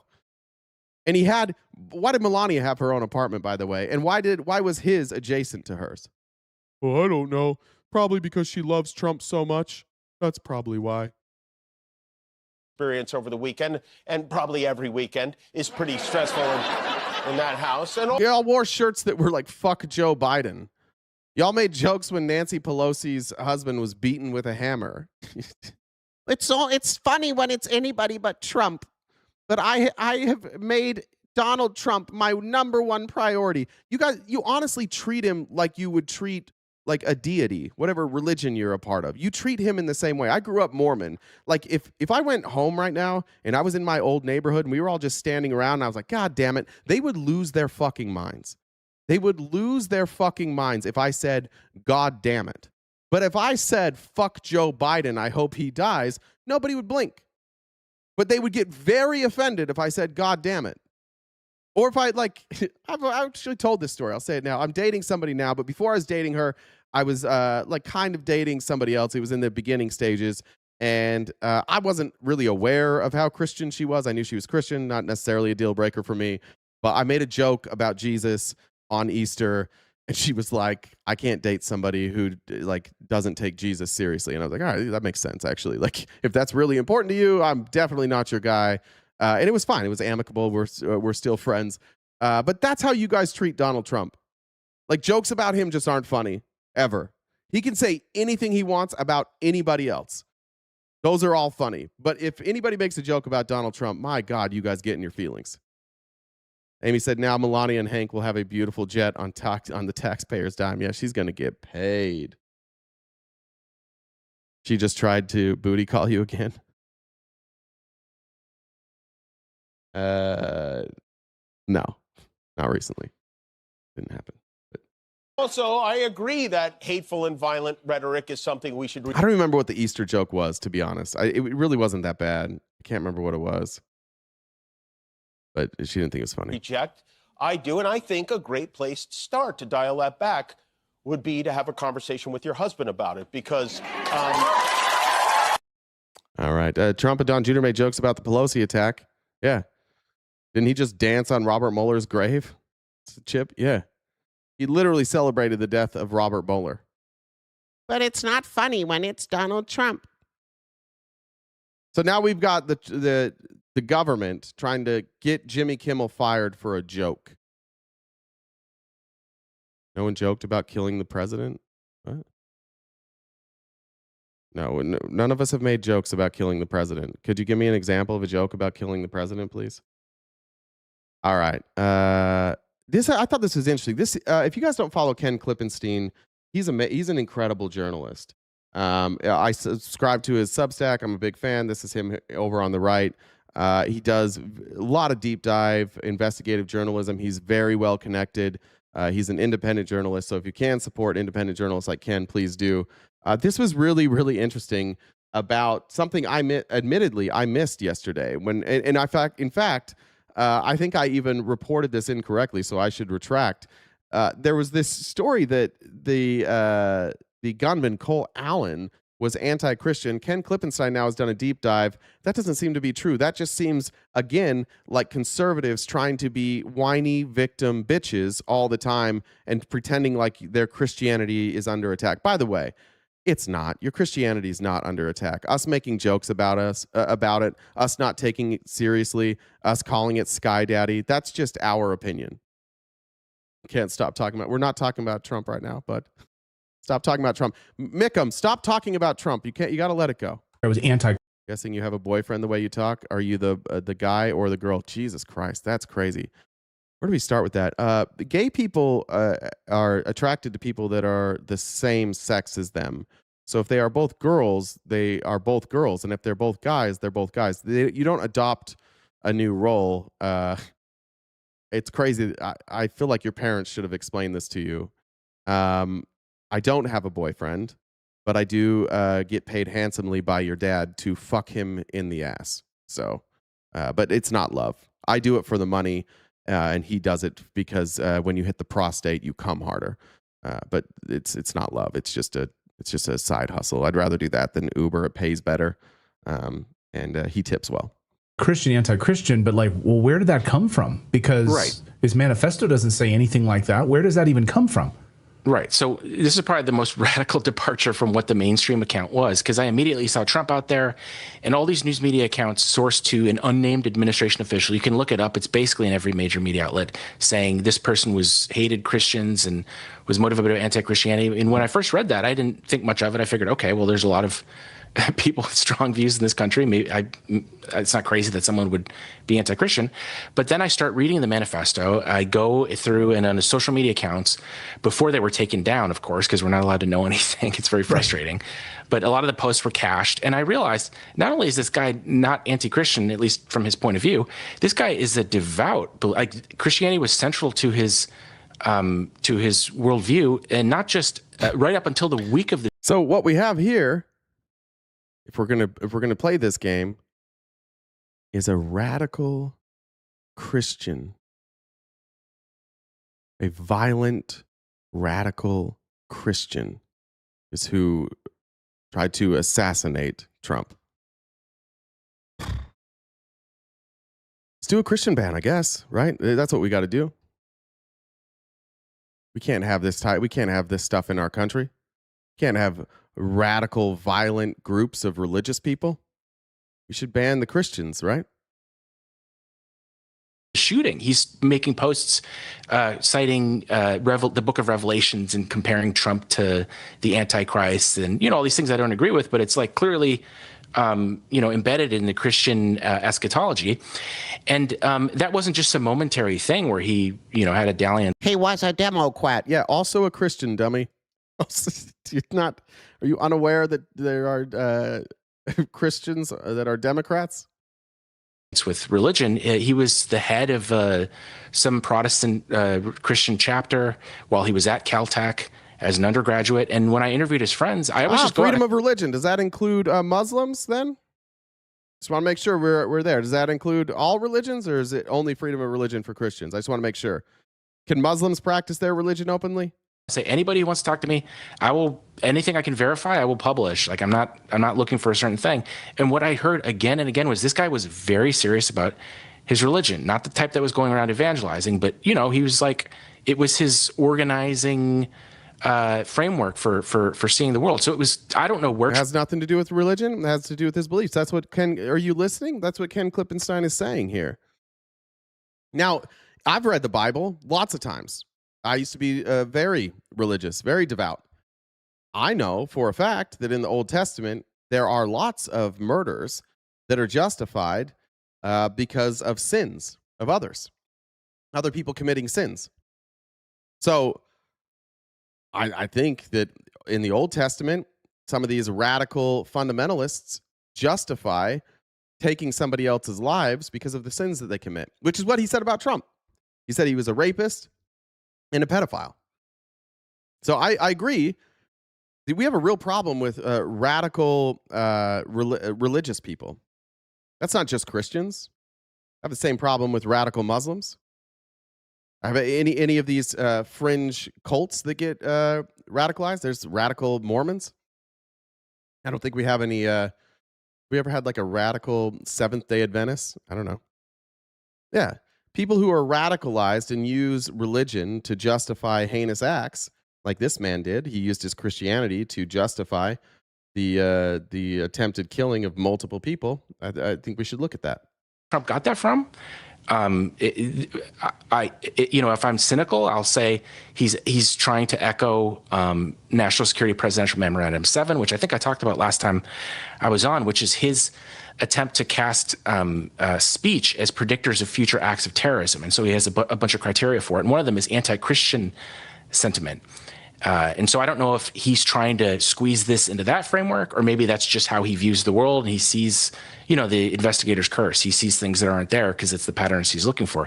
I can't tell you that. But what I can tell you is there's absolutely zero evidence for that this person was anti-Christian. And there's an abundance of evidence that he was really motivated by Christian theology. And so you have. Do you think all the Muslims are all trying to kill people for their religion? There's Muslims here right now in this chat.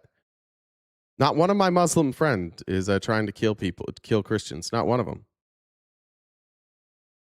You got to get. This is a good moment for some of you Christians who hate Muslims, for the radical Muslims. You should sit with this for a second and think about the crimes committed by radical Christians. You should think about that. Maybe we don't generalize people in that same way. President Trump. Islam is a cult. All religion is a cult. All of it is. That's what religion is. Then on television talking about renewing FISA, right? And so it's this push towards this control grid that Catherine Austin Fitts has been talking about. It's this, as you mentioned, this clamping down on free speech. It's this moving us towards this censorship industrial complex and the surveillance state. So I did read the Quran. Garrett, tell me the spot in the Quran where it says that you have to kill Christians. Give me a citation there. I'll pull it up. We'll read it here live. Guys, can you keep track of Garrett? And Garrett's going to tell us where I need to go to read in the Quran where it says to kill Christians. Got to get FISA. Like he's on television almost immediately talking about renewing these things that, many clear-headed individuals say, no, absolutely we should not be. Christianity doesn't say kill all the non-believers. Let me tell you a story about the Old Testament God. And what he did when people didn't believe him. He was like, hey, you guys got to believe in me. And they're like, nah, we don't have to do it. And he's like, you're going to regret it. And they're like, no, we won't. You're not even real. And he's like, okay. And then he flooded the whole fucking earth and killed all of them. He drowned them. That was men, women, and children died a violent drowning death. He drowned infants. He drowned children, women, elderly people, people who were sick. That's a pretty violent way to die. Drowning? Oof.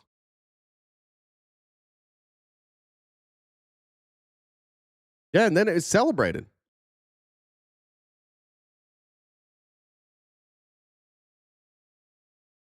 For the record, I don't like any of these religions. I think they all are kind of shitty. I just don't think it's fair for me to say, oh, the Muslim religion is bad, Islam is bad, but Christianity is good. No. If we're gonna say like there's problematic things in the Quran, then let's also talk about the Bible. Let's also talk about the Torah, the Talmud. Let's talk about all of them. You guys don't want to do that though. You're just trying to be hypocrites. Ours is good, theirs is bad. Yeah, that's true. He is a loving God and he loves you. Unless you don't believe, then you're fucked. That's a big thing with the Bible. You gotta believe, or else he fucking kills you. Renewing this, and it's ensnaring Americans, citizens of the United States, in this dragnet, which is a violation of the U.S. Constitution. And so I just look at their actions in this, and that's to me the biggest signifier of what the motivation would be. But I know it's a big leap, but just your thoughts on that. No, I agree completely. I mean, anytime something happens, they are so good at capitalizing it. They have a narrative. It's pimped out to all the different outlets. I literally just said, I hate all those religions. And you're like, get it together. I hate all religion equally. I really do. I think it's all trash. And I think that people take their religion and they use it to justify awful things. I think the Christians do that. I think Jews do that. I think Muslims do that. And mostly, though, most people who are part of all of those religions don't. Most of them just believe it and they keep it to themselves. It's part of their life. It's part of their belief system. They think it helps them live better lives. And I have all the respect in the world for that. Most of my family are religious. Most of my friends are religious. I have no problem with that. But what I do have a problem with, and where you're getting frustrated, is that in this country we demonize Islam, and that doesn't even make very much sense to me. If you're gonna demonize a religion, why is it Islam? Is there anything that Islam has done, like that radical Islamists have done, that radical Christians haven't done? Yeah, exactly. We're literally fighting a war over people's religious beliefs in the Middle East, in Iran. Why? Because it's important. You got to do it because they don't like our God and we don't like their God. Ironically enough, you have far more in common with Islam than you do with Judaism. Christianity and Islam are far closer than Christianity and Judaism. That's it. If you're not one of those Christians or Muslims who uses your religion as a way to other people, demonize people, treat people poorly, if you're not using that as justification for horrific acts, I have no problem with you. If you are, goeth and fucketh thyself. They, like the anti-Christian thing I told you, you can find that all over the press. All you had to do was pick up the phone and try to talk to some people. I'm just one guy. I have an editor. I'm based here in Madison, Wisconsin. But if I can do it, I think CBS and these multi-billion-dollar properties should be able to vet these claims, or at least go back and fix them, which they haven't. But it just speaks to how locked down everything is. They have such a good arrangement where something happens, they have their lines ready, they can use it to push for what they want, and it's like they snap their fingers. And like you said, that army of influencers, basically the same thing is happening at a lot of the cable networks, because they rely on the White House for access, and in exchange for access, it's a little bit less vulgar. It's not as obvious as literally just saying word for word the same thing that a lot of those people on X are, but it's essentially the same thing. And that's what happens when you say an administration official told me he was anti-Christian. It's the same thing. You're just posting something in exchange. What it really is that conservatism, especially in this country, has just become crybaby bullshit. Every time anything happens, they all adopt it, they all become victims, and they all go out and they cry together. And calling this an anti-Christian attack was just a flat out fucking lie. Why did they run with it so quickly? Because they need the people who follow them and vote for them to feel like they are under attack and they are victims. Yeah, I guess that's fair, eh? That's what conservatism is. Crying about shit changing. I don't like change. All change is actually an attack on me. I cannot adjust. I don't want to adjust. I want everything to stay the same. Garrett, did you answer my question yet? Where was that verse in the Quran, Garrett? I'll sit here and wait for a second while this video plays. I'll watch for it. If your next comment isn't a verse from the Quran, then you're going to have to take a little time out and stop crying, okay? Change for some kind of reward.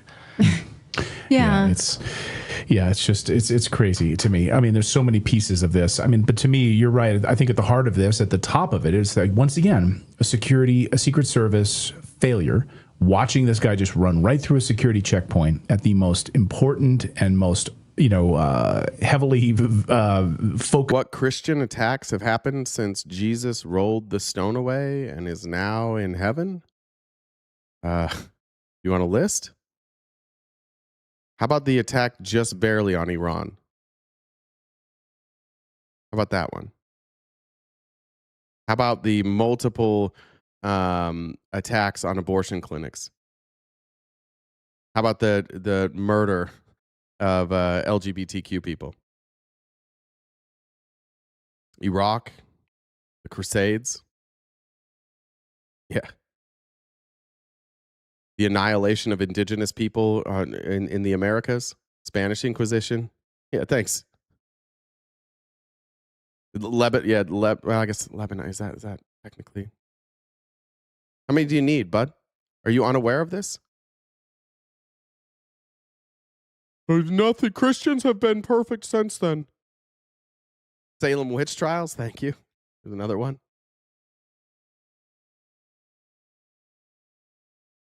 Just the entirety of the Catholic Church. The entire history of the Catholic Church. Sure, the slave trade. You need to lay off the soy Products. You need to shut the fuck up. I don't know how to engage in this conversation, so I'm going to say that this man takes too much soy. Kind of a myth, by the way. Like, even your insults are dog shit. You can still have high testosterone and have a lot of soy in your diet. You just have to adjust to other things. It's fine. I don't know why you're so worried about testosterone chatting in a YouTube chat. I can only chat on YouTube when my dick is hard. Yeah, colonialism in general. Oh, you're talking about things that people did. Oh, got it. When Christians do evil things, it's things people did.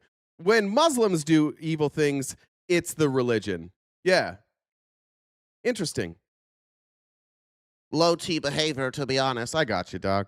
I'm tired of you making us look like whiny little bitches. I'm tired of it. I would like if people looked at America and said, hey, these people are skeptical of their government. We try and be like, hey, we're not just lining up to suck the dick.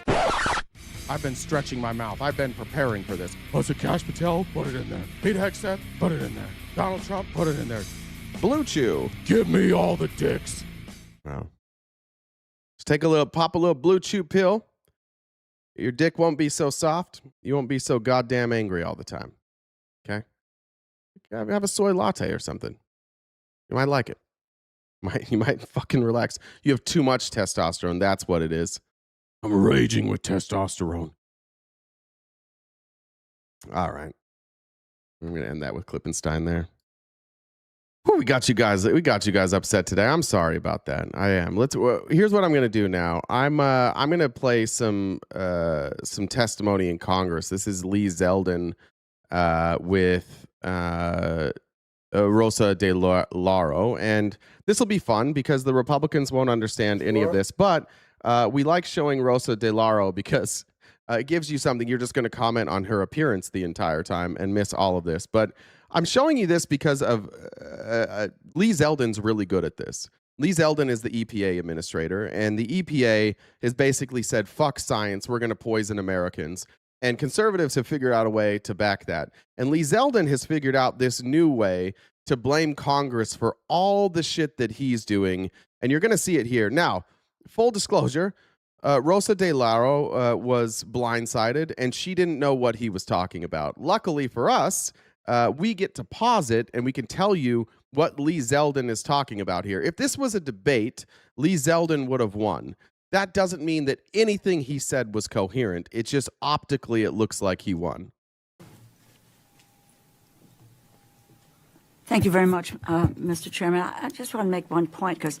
Oh, you're all laughing at me? Then I would recommend using ha ha ha or LOL or laughing emojis instead of screaming insults at me. It's the screaming insults that makes it seem like you're upset. If you're laughing, I would probably just do like smiley faces or, you know, the crying laughter one. Maybe your communication skills just aren't very good. strong believer in science and research, but it's my understanding that under the Trump administration, the agency has shed 20% of its staff, either wiped out or deeply slashed several programs, including the Office of Research and Development. I'm interested in the same way Ms. Pingree is about, I mean, quite frankly, I thrive on research, biomedical research or any kind of research. I find it that this is not an administration that places a lot of eggs in that research basket, and that they don't have a problem with cutting that back, and it would appear that 20% cut in staff there. So it would be interesting to know about the scientists, et cetera, and what direction they tell us we should be going in. Climate change, real, happening all around us. That's a quote, by the way. Climate change is real and happening all around us. That is directly from EPA's website. I imagine my shock when I learned that it hasn't been scrubbed from the website, although I fully expect to check in about a week and maybe it will be taken down. I guess we'll see whether or not that's the case. I'm shocked because the science tells us that climate change is real and accelerating. Really, the effects and the impact of climate change are real. I don't know, you probably did see the report on Antarctica and the glaciers and melting and all this. It was an extraordinary document. We started talking about climate change and science, and it broke like half the Republicans' brains in here, and they're like, trans people? Let's talk about trans people. Just wrong format here. Just type that into your Pornhub search, and you'll find what you're looking for. Over this past weekend. This is an administration that is hell-bent, in my view, on ignoring science. Just 2 weeks ago, you reportedly attended a climate deniers conference. And in your remarks, you said... The useless fact brought to you by Amy Lynn. Regional trends, Southern and Mountain West states lead in searches for testosterone help. You got this, guys. Quote, for those who wanted to criticize my appearance here before this group, it really shows the desperation of just how many walls have collapsed of this last line of defense, end quote.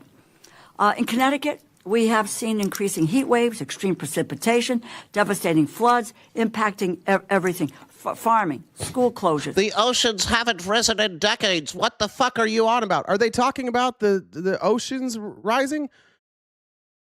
Are you listening? They're talking about weather.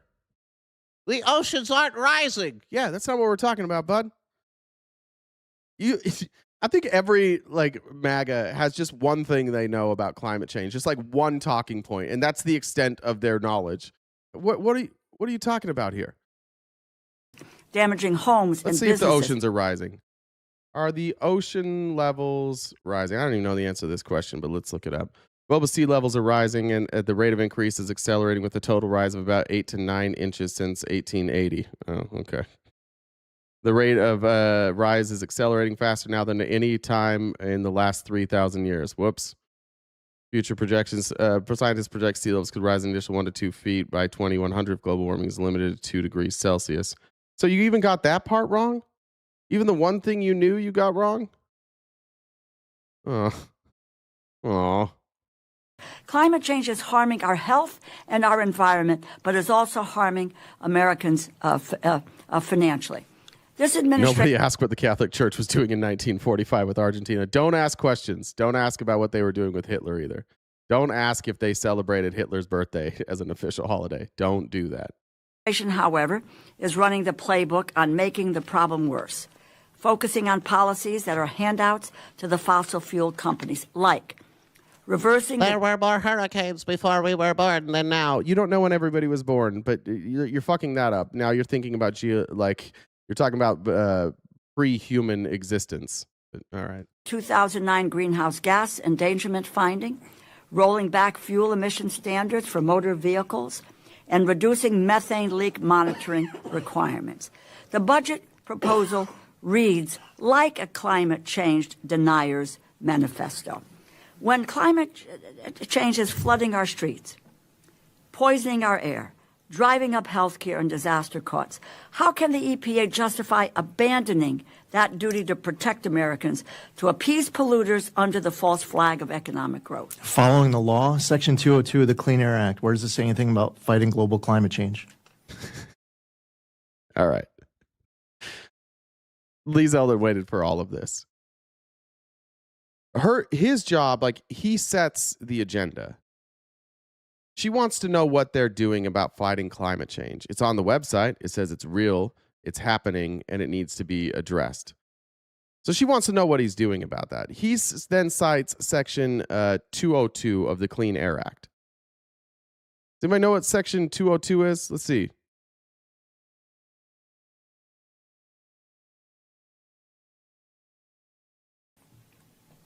Loper Bright, Supreme Court case. You're familiar? Now he's going to a different one? Okay, so Section 202 of the Clean Air Act gives the EPA authority to set emission standards. And in setting emission standards, you would think that the EPA would consider the effects of emission standards on climate change, right? If you're setting emission standards, wouldn't you want to take the science into account? Now, she obviously doesn't know exactly what Section 202 is. And now he's just going to do, this is what Millie does. If she's still around, this is what she does. When she gets in a debate, she just starts playing, let's quiz what you know and what you don't know. And everybody that watches her and loves her is like, she's so smart. No, she just memorizes some stuff, but this isn't applicable. Appease polluters under the false flag of economic growth. Following the law, Section 202 of the Clean Air Act, where does it say anything about fighting global climate change? It says that the EPA must regulate pollutants from vehicles when the agency determines the emissions cause or contribute to air pollution that may reasonably be anticipated to endanger public health or welfare. That's where it says it. Now, she obviously wasn't ready for that. She didn't bring in Section 202. But this is what this administration does. They don't want to admit that they are making your air and your water less clean.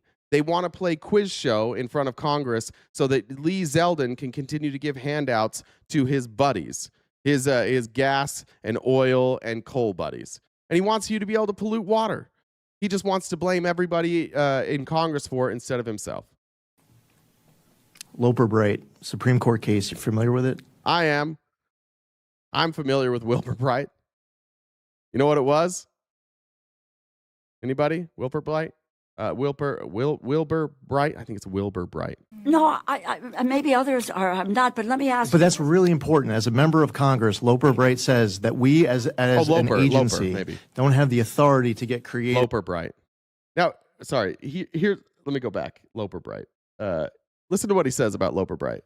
No, I maybe others are. I'm not, but let me ask. But that's really important. As a member of Congress, Loper Bright says that we as an agency don't have the authority to get creative if Section 202 of the Clean Air Act. No, but you don't have, excuse me. That's not what it says. Loper Bright was a decision that determined that courts did not have to rely on the EPA in order for a standard. That's what it was. It ended the Chevron deference. That's where you've probably heard about it. But it was Loper Bright versus Raimondo. And that's when they talked about ending the Chevron deference. And basically, it says that a law, if it's ambiguous and the agent's interpretation was reasonable, courts would uphold it under Chevron. But under Loper Bright, which was funded entirely by people who want to poison your air and your water, now judges must use their independent judgment to decide what the statute means. They can't rely on places like the EPA. So the very same people that are lining Lee Zeldin's pockets funded this lawsuit and funded the judges on the Supreme Court through, what was his name? What's that guy's fucking name? What is that guy's name? Leonard Leo. And they bought judges, and now they bought an EPA administrator, and now they're saying, like, oh, judges, you just have to rely on what we tell you. So you're going to have now all of these cases, you're going to have attorneys that are coming in to fight legislation or fight to allow themselves to pollute your air and your water. And this is literally their only job. So they are experts on fighting this. And we have now handcuffed the courts, and the courts can't rely on the government. That's what this is. It is absurd that he's pointing to this like, oh, I can't do anything. We're not allowed to do anything because in these court cases, it says that they can't rely on what I'm doing. That gives you an insight into how he views his job. His job has absolutely fuck all to do with these lawsuits. He's the EPA administrator. His job is to take the money appropriated by Congress and work to help to protect our environment, Environmental Protection Agency. That's his job. But you can see what happens when you hire a lobbyist to run the EPA. When she asks him what the EPA is doing to keep things safe, to keep air and water safe, he refers to a court judgment that says that court cases can't rely on what he says. Could not be more clear that the EPA is entirely owned by the fossil fuel industry currently, and that's how he views his job. And if she was a little more prepared, she probably could have caught that and been like, wait, hold up. Why are you talking about court cases? This has nothing to do with you. This has nothing to do with your job. You take the money that we appropriate, and then you are supposed to protect the environment. You do not have the right to say climate change does not exist, that it's a hoax, and that's where this administration is coming from. I understand you're upset that you don't know what Loper Bright is. Do you know what I missed a couple here. I am FRCD. I lost my religion when reading the Bible. I found the flood was in the first chapter. God gave himself a mulligan in the first chapter. Edie said, raised Christian, leaning more towards agnostic now. There are too many unanswered questions about the Bible that I have that can't be explained. I'm sorry I got to these late. Sorry. Super chats are just not coming in timely. Nobody asked what the Catholic Church was doing in 1945. Got that. Kendaria said a new Blue Chew commercial needs to be made on how Jen's dating profile makes guys. And Chip said, for the record, porn watching is highest in red states. You know, God's country. All right, let me go back here again. Because now, again, he's not going to answer this question. Oh, but you don't have, excuse me, you do not have the right to say climate change does not exist, that it's a hoax, and that's where this administration is coming from. I understand you're upset that you don't know what Loper Bright is. Do you know what the major policies doctrine is? I'm upset because... You know what the major policies doctrine is? You know what, let me just You're a member of Congress. You should know. Well, you have moved from someone who defended... Like, he's not going to answer these questions. Also, it's the major questions doctrine. He calls it the major policies doctrine. He doesn't even seem to know what that is. But it's an administrative law that makes it so that the federal government, it prevents the federal government from like broad regulatory power over issues that are like political in nature or have like significant economic consequences. That's it. It's just a principle. It's not even a law. It's just a doctrine that we kind of like live by. Again, I don't know what the fuck that has to do with what she's talking about here. Can you guys explain it? Basically, it's limiting how much Congress can delegate to executive agencies.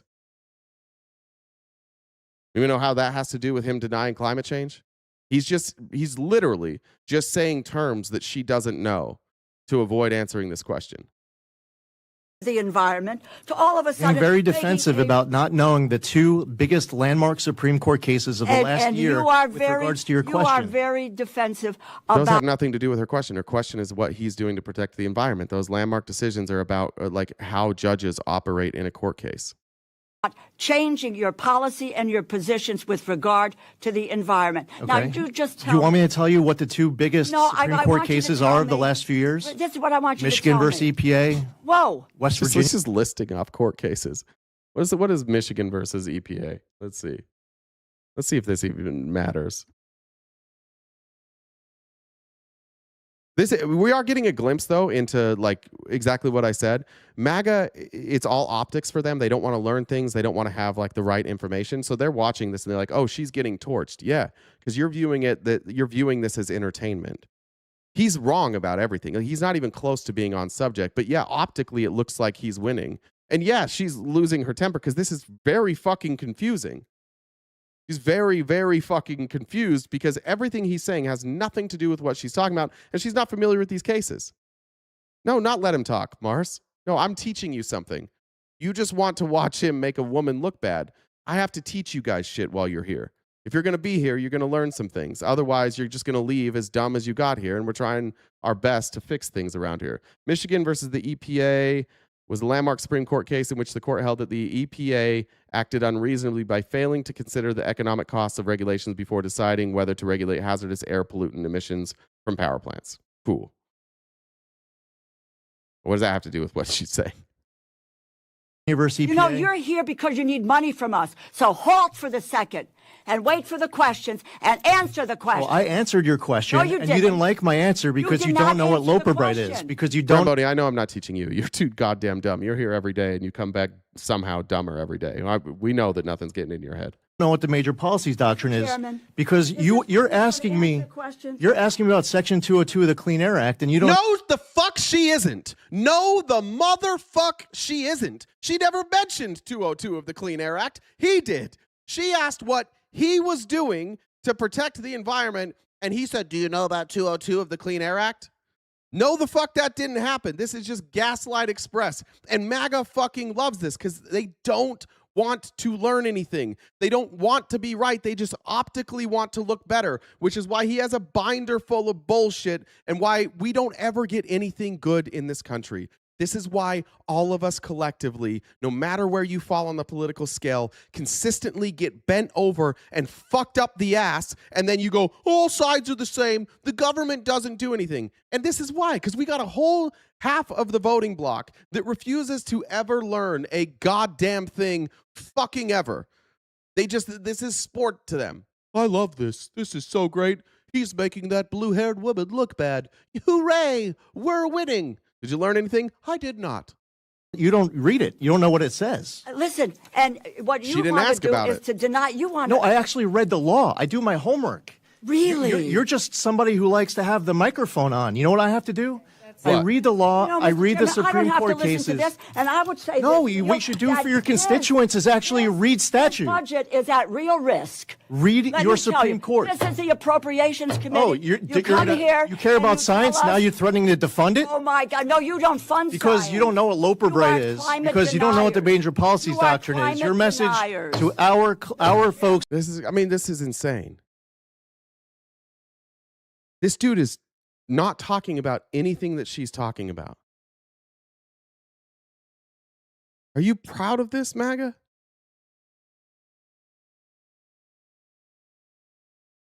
We proud of this? The EPA is completely broken. Bureaucrats have been making laws and rules that are Congress's responsibility. David, you're here every day too. Shut the fuck up, you moron. Bureaucrats can't write laws. This is literally like the function of fucking Congress. You don't even know how to criticize anybody. MAGA literally knows nothing, especially you, David. Every day you come in here so confidently goddamn wrong. The EPA has been writing laws. Oh, word? How'd they do that? How'd it get signed into law, David? Did the president sign in a law from the EPA? Where does a bill start, David? It starts in Congress. This is why we're so fucked, because you don't even know who to blame for anything. You have no idea how our government functions. This bitch right here, this bitch who works for the oil industry, who you think is on your side, which means you bitches work for the oil industry. You just like, big oil, they know what's best for all of us. That's why he has this job. He's in here not answering a single solitary fucking question, not doing anything. He's making your air and your water less clean, and you're celebrating him. Why? Well, he's on our side. Donald Trump chose him, and it's actually the bureaucrats that are the problem. David, I've got a question for you. Who the fuck is the bureaucrat here? Is it the people asking the questions, or is it the dumb dick here that is citing case law that doesn't fucking matter that is the bureaucrat? Oh, it's him. And what are they asking him? They're asking him what he's doing. They're asking him how they're taking our taxpayer, or how he and his friends are using our taxpayer money to protect the environment. And instead of answering that question, he's citing a bunch of court cases that the oil executives paid for and won because he works for them and not for you. But you don't know that because the other side of the aisle, the person asking the question is a Democrat. So you have just assumed that the Democrat is your enemy here, which allowed you to say something very, very fucking dumb. She wants him to do things that the Supreme Court said are illegal. David, what did she ask him to do? How are you this confidently wrong? She didn't ask him to do anything. She asked him what he's doing. This is pathetic, even for you, David. Even for somebody who is as wrong as you are all the time. You are siding with an oil lobbyist right now. Yeah, get him, oil lobbyist. We need the oil lobby. I'm team oil lobby. Bureaucrats cannot create or enforce made-up laws. What? You David has now changed it. First, David said that the bureaucrats are enforcing and writing laws, and now he's saying that they can't create or enforce made-up laws. Did you just change your entire opinion there, David? They were writing laws, but now they can't create them? That was tough. Give us another winner here, David. David, what question did she ask him? You need to explain it in crayons. We could try. Come on, David. Don't get quiet now. What question did she ask him? David. I'm not a fan of this guy. I'd like to know his Epstein connections. I got it. EPA's broken. I'm just going to say some dumb shit. David, what question did she ask? Dave, I swear to God, man, like, you're probably a nice guy, but you don't need to have opinions on things that you don't understand. Just learn something. You're literally backing the oil lobby right now because she has blue hair. That's how easy it is to, like, fuck Americans. Oh, that guy's on our side and she's on the other side, so I'm automatically with him. He's just citing all this case law that was basically the oil companies can't be prevented from poisoning our water. All right, David. David, I've asked you 3 questions. This is the last chance. You got to get muted. I've seen the damage that the environmental lobby has caused in California. It isn't laws; it's regulations made up by the EPA. Okay. Well, you said they write laws earlier. Last time, David. What question did she ask him? And I'm with you, Namasi. Loper Bright was a horrible ruling. Yeah, it did. It literally, they ruled that the judges need to be scientists better, apparently. Did I leave TikTok? No, they banned me. And he's David, I'm asking a specific question. I swear to God, this is the last time. You're going to be banned for 24 hours. What question did she ask him? You can say, I don't know, David. We gotta make sure you're good faith here. You can say, I don't know, but you got to answer this question. Otherwise, you are losing your speaking privileges. What question did she ask him, David? That she asked him to do something that was illegal.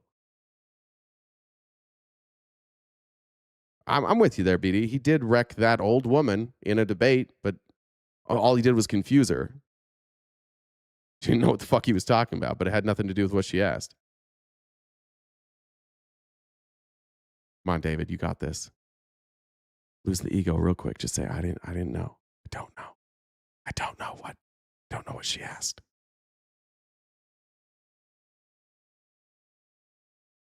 Said the EPA is that you wanted to fund us. I don't have to listen to this BS. The BS? You think I made up these cases? Yeah, I think you have made up a whole I lot made up Loper Bright. I made up West Virginia versus EPA. I made up Michigan versus EPA. Woe is right. What are you doing? Why are you helping the looters? We're not going to get very far by talking on top of each other so that no one can hear. Mm-hmm. If you ask a question, you have to give the witness an opportunity to respond. I do not have to have the witness attack me. Not when he's here as a... Ban David for 24 hours. David, I asked you what question she asked, and David said regulating and enforcing laws are different. Don't you know that? Good try, David. I gave you a chance, Dave. All you had to do was just swallow your pride a little and say, I don't know, but we'll see you tomorrow. The witness a chance federal resources. to answer the question. I've asked a question, I don't have an answer. Oh, so you want me to start over with the last question? What's your question? Do you have a new one? He doesn't know the question either? My question to you is in what is going on in our streets today with regarding flooding, what's going on with our air quality, what is happening with in the this is a monarchy. This is not a democracy here. I silence people that annoy me. Sorry, that's the way that it goes. I like democracy for my country, but I like monarchy for my live stream. Arctic, how do you abandon what the EPA's duties are to protect Americans? And because, in fact, given the way you have dealt with the budget, it is a sop to polluters. You are really. Thanks, Exit. Thanks, everything. RTB Gen, WM, and Travel. Thank you. It would appear. I just said what the president claimed at Mar-a-Lago is, you give me $1 billion and I'll make sure that you are made rich. I didn't say that. Your boss, the president of the United States, was clear on that. And that's what this is. That's what is going on here. Okay. So you don't have an answer. No. Let me answer. Oh, please, let me answer your question. Can I answer? Yes. Oh, thank you, Chairman. So it's interesting. Why did you have to look to your binder to answer the question real quick? Saying that we're letting polluters off the hook. Yeah. Is that your position? Yeah. Okay.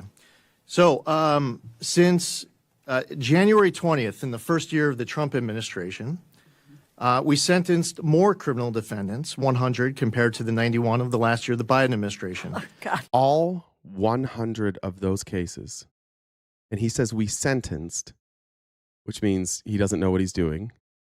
He can't sentence anybody because he's the EPA administrator and he's not a judge. All 100 of these cases he's about to cite began under the last administration. 100% of them. Just so we're clear, when he rattles off these stats. These are not quick cases. These are court cases. There's a docket. They take a long time. 100% of them started under the previous administration. So at best, what he can brag about here is that the Trump administration didn't come in and kill these ongoing lawsuits. That's what he's bragging about here. We obtained far more in criminal fees and restitution. In the last year of the Biden administration, the number is $57.7 million. In the first year of the Trump administration, it's $561.9 million. We also have obtained far more in criminal forfeiture. So in the last year of the Biden administration, they obtained, get this, $0.1 million. $0.1 million. You know how much we did? Oh, tell us. $1.1 billion. Tell us.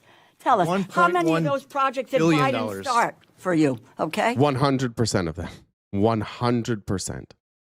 Look, I don't go back to Biden. I'm going forward. Pounds of illegal pesticides. No, you're actually making an accusation that we're letting the polluters off the hook. Pounds of illegal pesticides blocked from entering the U.S. 1.65 million pounds. Previously, it was 0.96 million pounds. This is another. And yet again, we have the Trump administration citing national security reasons for why we have to allow pesticides to be put on our plants, and giving these people 10 years of leeway where they can't be sued. What's up, Jen? Hey, we've Holy got someone waiting to talk Christ. to you. Wait, okay, they left. Michael, you want to hop back in the VC? He was there a second ago. Oh, okay. So someone will let you know what he thought. All right. Great. Well, I'll keep going until then. The one. Cleanup of contaminated soil and water in the last year of the Biden administration. You said they're back? Yep. Okay. I'll jump in. What's up, Michael? Administration. Sorry, listen to you speak. Hey, will you mute the stream while it's going? Because we'll just get some noise in the background. You're good. All right. What's up? I don't have any claims to come at you with or anything. I just kind of want to know what you think and how you support them. Sure. So I joined initially when you were talking a lot about Trump, and I was in your YouTube talking about how you were talking about Trump a lot. And I think you'd responded to me a few times, but I just I want to know why does you think capitalism is bad? I didn't say that. Well, your stream title is Capitalism Is Killing You. So this is one of the examples of how capitalism is killing us, how it makes our air and our water more polluted, because when we don't put any checks on capitalism, when we don't add restraints, and then we'll get to it probably by the end, but allowing healthcare to operate under a capitalistic system is killing us. So what do you think a better system would be? For healthcare, a single that's fair, but just in general, for the the whole country, because capitalism is the system for the country. No, it's not. Um, No, it's not. okay. Then what do you believe it is? I believe there are elements of capitalism. Not everything is capitalism. Like what I did, this has nothing to do with what I'm doing. Isn't capitalism, right? Well, you Not. are growing capital. No, I'm not. You're not, by getting funded by your stream. That's just money. Money is not capital necessarily. Capital is for investment, right? Yeah, and what do you do with your money? I am currently not invested in anything. I've pulled all my investments out. Nothing, really. That's really impressive, actually. Do you have it in a bank or do you have it in cash? I have it in a bank and some cash. So you do have the ability to use your capital. I could use it as capital, yes. Yeah. So I mean, you are currently growing capital then by streaming. Well, I'm growing potential capital if I used it that way. Yeah. Yeah, and I'm not anti-capitalist though. That's the thing. Like, it's not that I'm anti-capitalist. I think all of these systems are flawed. Capitalism is flawed. Socialism is flawed. I think that socialism is a response. And in fact, I mean, Marx was basically critiquing capitalism. There are, if you don't put strong checks on capital markets, then you get what we have now, which is incredible wealth disparity. I don't think that everything operates in a free market. I think healthcare is a perfect example of something that should not operate in a free market, but I think other things do. And I'm just like in a way that like crony capitalism can be the antithesis to capitalism. I have no problem with free markets. I just think that we get stuck in like this idea of capitalism good, socialism bad, and then we allow ourselves to just be bent over and fucked in the ass because we can't criticize capitalism.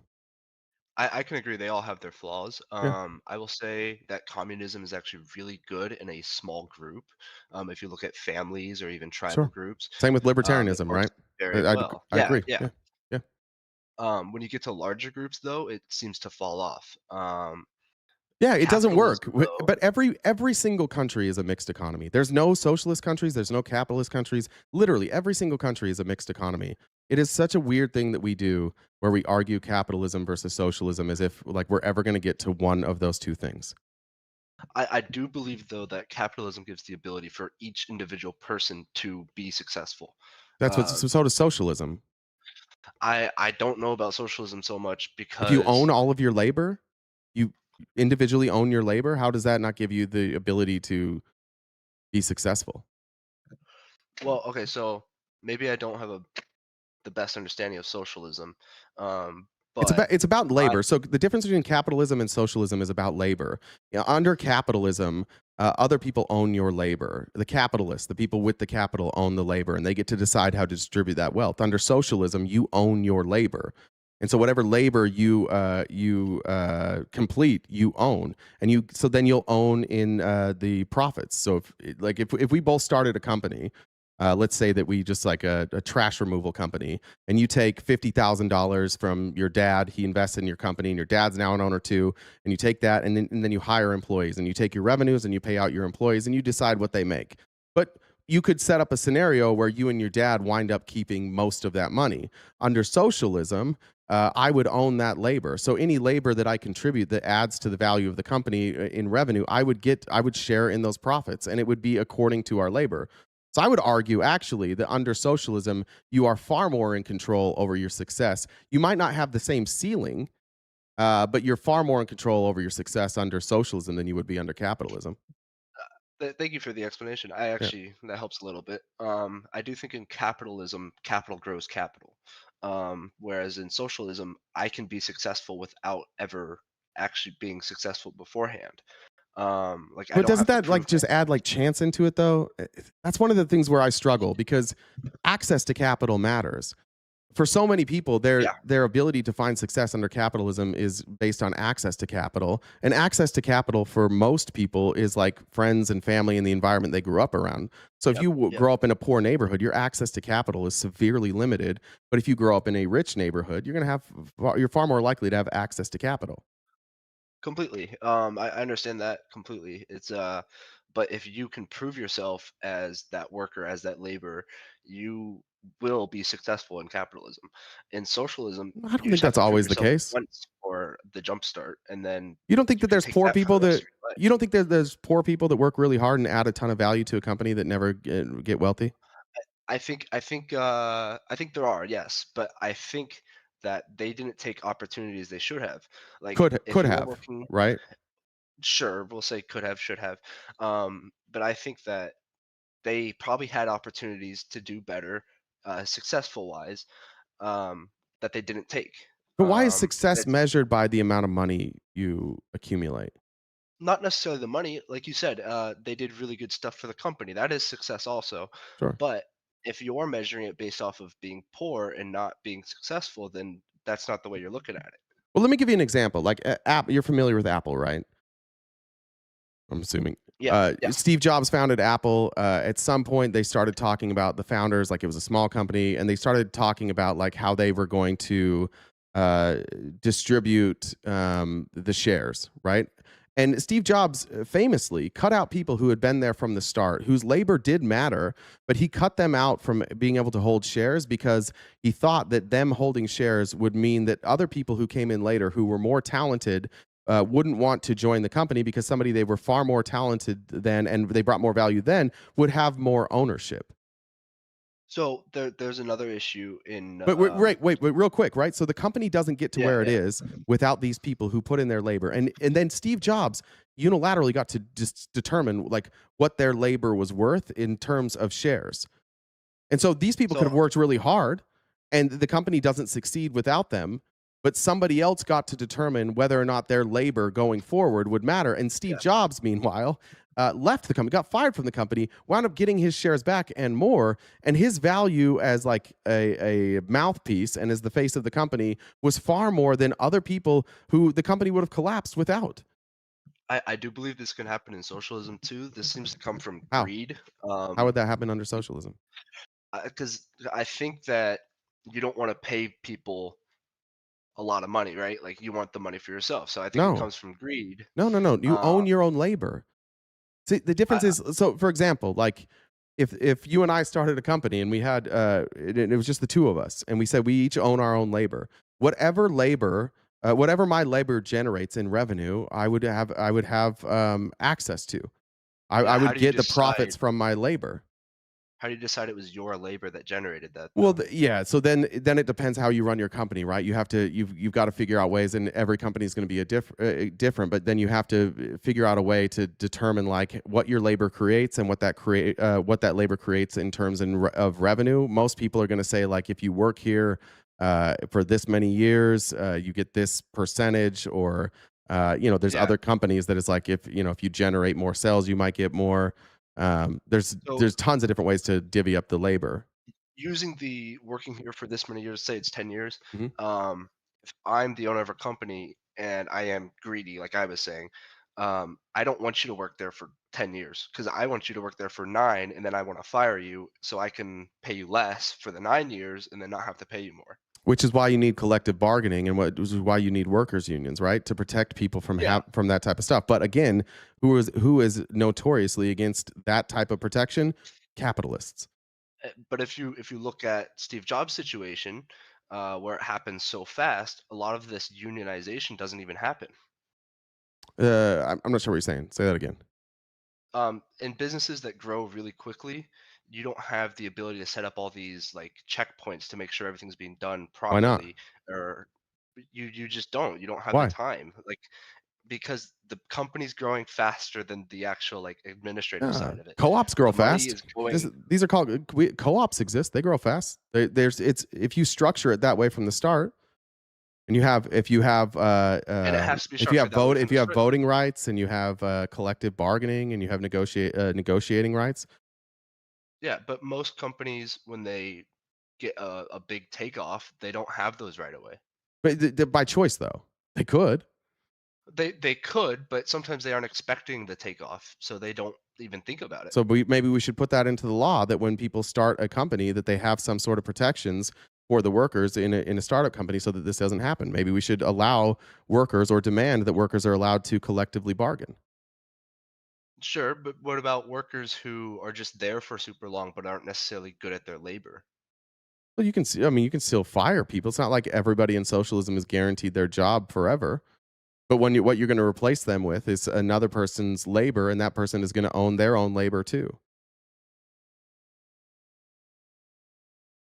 I think we have a You're really saying like I think we have a really like fucked view of socialism in this country, and it's a shame because there's so many places in this country where socialism works or social programs work. There's so many things that we could fix with social programs. For example, like wealth inequality. That would be a really easy one. Like take the Waltons, take Elon Musk, take all of these multi billionaires and say you don't do as much labor as like all these other people. Your labor is not like Elon's labor isn't actually worth more than the labor of the people at Tesla, but he makes far more. So what do? You give them. I don't know about that because I would say that Elon's mind is worth what he's worth. Like How so? it's not just about the labor you do; it's also about what you're able to do. Well, let's talk about Elon. What did Elon do? What did his mind do that was so great? Well, he started a few companies. Which and, ones? Which ones? They went really well. PayPal in specific, and then He didn't start also, PayPal. He was acquired by PayPal, yeah. and then they made him the CEO. And within like a year, they realized he was full of shit, and they fired him as CEO. But he had protections from his contract that gave him shares. So even though he was run out of PayPal, he was protected, and they couldn't dilute his shares. That's how he got all his money. But he actually scammed PayPal. He set up this. I don't remember the name of his. It was called X Payments, I think. And he scammed PayPal, and they realized it very quickly. But he still got to keep all of his money. So he literally got rich by I haven't scamming heard PayPal. anything about that, but I'm not discrediting you. I just haven't heard anything about it. Well, what else did he start? Oh, I got an alarm. 1 second. You're good. So the SpaceX stuff. He didn't start I just think- SpaceX. I know he didn't start it, but the like his position in it is very powerful. His media position as well. The Yeah, his he's just mind, he's a yeah. very good programmer. He's not a good. There's nobody that thinks he's a good programmer. What does he program? Okay. Well, to be honest, I don't know anything specific, but most programmers won't tell you what they've done. So, But every programmer I know will tell me what they've done. He didn't look. If you look at Tesla, they'll tell you the things they worked on, but like they won't Tesla show you already their work. exists. Tesla, which is where he has accumulated almost all of his money, is where he is a company that already existed. He owns one patent with Tesla, and it is the shape of the charging port. Tesla is not a very profitable company, and they would not exist without the government funding them for years. Same with Solar Which City. government was it that was funding him? What's that? Which government? Our was funding government. him? Our government. Yeah, but like, which term was this? Which term? Yeah. Like it's went through multiple terms. Obama, Biden, and Trump all were giving out subsidies for electric vehicles So why were all three of them doing that? because it made sense as we were trying to move to electric vehicles and keep up with the rest of the world. It made sense to subsidize electric vehicle manufacturing. I just personally I don't see why electric vehicles would be important for the future, Why? especially when the Wait, hold on. What do you drive? I actually crashed my car recently. Don't have Okay. a car right now. All right. So let's just say you have a house, right? And you park your car in the Yeah. garage, right? And every couple of days you go out, or every week or so you go and you have to fill up your car with gas, right? Yep. What if you just plugged your car into your house and it was connected to solar panels? You wouldn't see a benefit with that? No gas? I do see the benefit with that, but You know how much it costs me to charge my vehicle? Like I'm renting and I don't have a charger at my house, so I have to go to like the fast charging. It cost me like $13. Yeah, it's not crazy. That's why. But, So when there's a global energy crisis, it doesn't hurt me. where does the energy you use to charge it come from though? Well, it can come from wherever the energy source is, which is why we were focused on renewable energy. So I could be completely wrong, but from what I've heard, there's a lot of underpaid laborers who are getting that energy for you. Hmm? And not even just the energy. What are you but also talking about? the Wait, what? No, the materials energy to comes build from the these grid. cars. Our grid. You can go wherever you live. You can go to like the power company and you can look at the power stack, and it tells you where the energy comes from. If you live in a blue state, it's likely that you're going to have a lot of renewable It tells energy you there. what power station it came from. No. It tells you the source of the power. So they actually they'll Like, show if you it the came from stack. So like windmills, it'll tell me that. like I'm in SRP, I can go and I can look at SRP's power stack, and it'll show me how much energy is being generated by solar panels. We have hydropower here as well, and then it's going to be gas and coal, and it'll tell me where that is. And we also have windmills, so we can generate power from windmills or wind turbines. I got in trouble for saying that the other day. So yeah. Okay.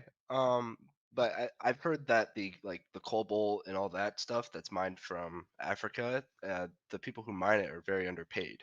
Oh, sure, but the cobalt has nothing to do with energy production. That has to do with the production of Battery electric production. vehicles. Yeah. Yeah. So you're buying a product from. Yeah, I hate to I don't- tell you this. A lot of the stuff we source for gas cars are also found through labor. I guess taking advantage of people's labor, cheap labor. Same with your phone. There's a reason your phone didn't cost you $20,000. Yeah. But can I just say something real quick? Like, I understand what you're well. doing. I understand what you're saying. Like, and it's fair to be critical of these things. But I think that oftentimes in America, we do this. And this is totally like scripted and political. We poo-poo really good ideas because there is a flaw in that idea. Is it true that we rely on like slave labor for energy production and sometimes for like battery production? Yes. Should we stop doing that? Yes. Should we abandon the whole thing because of that? No, we should fix it. But we're currently in a country, and this is why I say capitalism is killing you. Like, there's been massive capital investment into oil companies. And these oil companies, they're sitting here with Lee Zeldin here representing them. And what did Lee Zeldin immediately come in and do? And the Trump administration, they came in and they wiped out subsidies for renewable energy, which is much cheaper and obviously cleaner to produce. And so all of our prices are going up. Our air and our water is getting dirtier, all to benefit who? The oil companies, the people with all the capital, the people who've put in all this money into this infrastructure, and they don't want to see their cash cow die. And so we've become a country so fucking stupid that there's half of the voting bloc who believes that like renewable energy and clean energy is a scam, and it's absolutely not. The cheapest, do you know what the cheapest energy to produce is? It's nuclear, but No. No. it absolutely is. No, cheapest, not most effective, cheapest. It would be nuclear. It's not, it's wind. Well, that's just because you get it for free. Like you think it's free, but an Right. actual wind turbine Right. costs a lot. Right. And it's So not as cheap as you think. No. This is how you determine how much, how expensive it is. There's a cost. It's like 11 cents per kilowatt hour for wind energy. If wind is free, you wouldn't get 11 cents per kilowatt hour. So where did you get that money? You took the labor, you took the construction, and then the maintenance on a wind turbine, and you take the cost it takes to run that versus the amount of electricity that you generate, and that's how you get your kilowatt per hour rate. Wind is the cheapest. And we literally, like, Trump has his pockets lined with these billionaires' cash, and he spent 2 years telling you that windmills caused cancer and that they were a problem. It was an absolute lie. Where do you think that lie came from? I don't know that he ever said windmills cause cancer. Well, you should look it up. Any sense. He did. He said it. Heard a lot of My leftists friend, talking about he how said it caused 5G cancer. causes cancer. He said that it killed whales. He said that it was killing all these endangered birds and that it didn't work. It's literally the I have heard cheapest. the bird thing, but causing cancer doesn't make much sense. It's the cheapest form of energy production that exists. I've actually heard that it's not very profitable. Yeah, yes. The Whoa. cost. Yes, it is not very profitable, which means it's So cheaper. how does that make it cheap? Brother, what is profit? Well, profit would mean that the money I'm putting in is less than the money I'm getting out. Profit is what people make off of the production of that energy, how much money they make. That's what I said. Yes, wind energy is not that profitable. That's fine. So then how can it be the cheapest? Because when you factor in profit, that makes the price go up. No. Yes, brother. Oh, really quick, I'm just interjecting to do a capitalism. Just want to remind everybody when we have these conversations going, we kind of forget about the gift goal. So like I said earlier, this is our job. So if you guys could help us out with the gift goal, Venmo, Cash App, PayPal, Super Chats. All right, thanks. Think of this, like if you're selling apples, right? And it costs you, let's say that each apple, when you do your math, it costs you 10 cents and you sell your apples for 15 cents. Would you make more money if you sold, make more money if you sold your apples for 25 cents? I'm not talking about the selling price of the energy. I'm talking about the Brother, that's cost profit. of Brother, that's getting I'm the explaining energy. I'm explaining profit. You said profitable. Profit is the Yeah, money. Profit is the money on top of what it costs to make the product, right? No, and you're saying it's the cheapest form of energy, though. Correct. But if I how is it the cheapest form of energy if there's no profit in it? It's a hard one. All right, I let's go I back to think the, I think let's I go back to the understand what you're apples. saying. Yeah. Yeah, I understand. You're saying the margin, because of how much they're selling it for, is so low compared to what they're putting into it that it's cheap compared to everything Yeah, else. so it's just it's essentially going in. Yeah, it's essentially going in. It's these energy companies, and there's no like But product, right? It just goes into the grid. And so when you're yeah, figuring out your acquisition cost of that energy, you're just finding out how much did I pay to get this energy into my power stack. And it was on average, we were looking at, I think, Vermont at that time. It was like 11 cents per kilowatt hour, which was literally like everything else. The next one was like 23 cents per kilowatt hour. Like I it's mean it's half the the price. standard house, like household, is 11 cents per kilowatt hour. What? Like that's a standard household. You pay 11 cents per kilowatt hour. I don't think that's true. What is this? I think it's where I'm at. It's definitely higher than that. I don't know where you live, but that's not true. The way that it works, so it's like the cheaper the energy that you can produce, and the cheaper energy you can get onto the grid, the cheaper your energy bill at your house is going to be. So if you choose the most expensive energy production, which I think is LNG, if I might be wrong about that, I think it's LNG, and then you have all these lobbyists from the LNG companies, and they come in and they're like, hey, we want you to kill green energy because we need to make this revenue, and then you do it. It fucks the consumer, and that's where we're at. We are like I don't know how to say this like in a nice way. We are the dumbest fucking world power ever to exist. We consistently just fuck over ourselves and side with the people that are fucking us over. It's crazy. Well, as the first world power to ever exist, I think you would have to be the dumbest too. We're not the first world power to ever exist, but that's fine. There's not been a world power before the U.S. that was a world power. I don't know what that. What do you? I don't even know what you mean by that. But yeah, I'm talking about Can you people. name a world power before the U.S.? USSR. The USSR had control over which part of the world? What part of the world do we have control over? Pretty much all of it. We do. Do we have control over Russia? Do we have control over China? Do we have control over Africa? So Do we have control like over you're Europe? saying, USSR did not have. Do we these have either. control over the Middle East? Do we have control over Central America? Do we have control over South America? We don't control anything.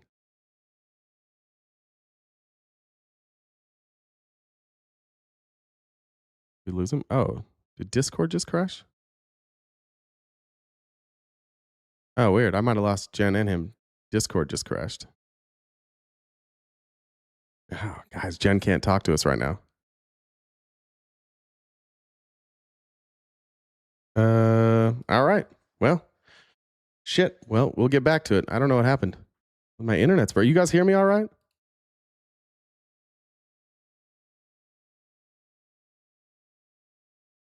You guys can all hear me? Yeah, I don't know. I don't know if Discord just had an outage or what. It's I'm getting the spinning wheel of death from Discord here. I don't know how that happened. All right, let me get to comments. Well, that was good.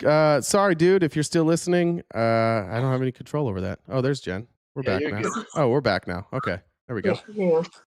I was just saying, USSR also never had control over China and Africa and all that. So Right. We're saying the same thing. We're saying the same thing that yeah. like there were other world powers, but like, do you understand what I'm talking about though when I say that we like fuck ourselves in favor of these billionaires all the time? Like we have the most expensive healthcare by miles, and it's not even close to the best healthcare.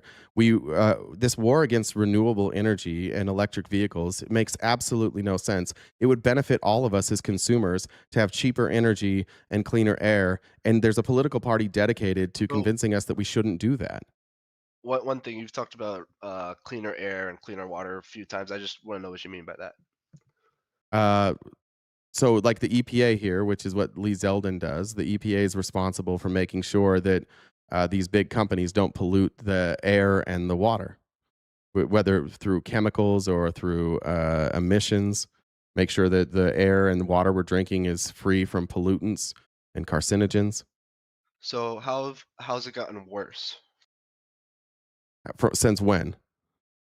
You said probably since Lee Zeldin, because that's who you were Well, mentioning. so the effects of like the EPA so far, we've definitely seen a reduction in the building of renewable energy, which is going to drive up energy costs. We'll see how it goes at the Supreme Court here, but we're talking about now giving for glyphosate. I don't remember if I got that right, which is a known carcinogen. We're now giving the company producing the glyphosate like basically 10 years of being able to fertilize our plants, and they can't be held accountable for any cancer or any deaths for the next 10 years. Where they're completely dismantling the EPA. We insist on more fracking, more drilling, selling off of public lands, tearing down our forestry. I still don't even think we have clean water in Flint. Like, it's a problem. So, fracking is a big thing people talk about. I do think there is clean fracking, if you do it properly. Cool, but what if we just invested in renewable energy instead? Yeah, but so this oil thing that everyone's talking about, we aren't going to Wait, but why aren't we? Why would we cut? Wait, but why would we cut renewable energy? Why would we cut funding to renewable energy?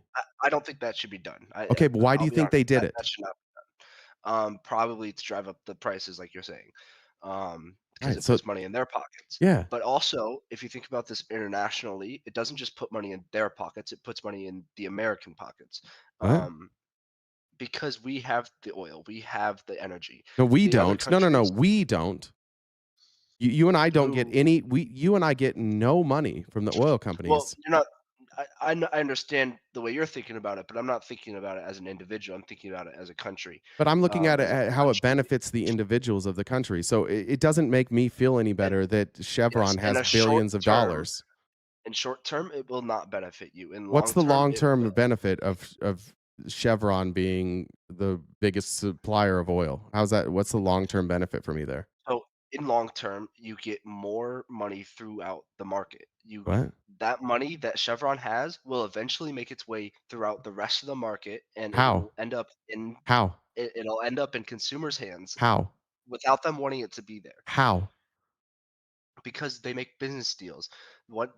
They make a deal with one business, the money goes to somewhere else, the money keeps moving. Brother, money doesn't just sit in Chevron's pocket. Brother, what you're doing right now is like loosely trying to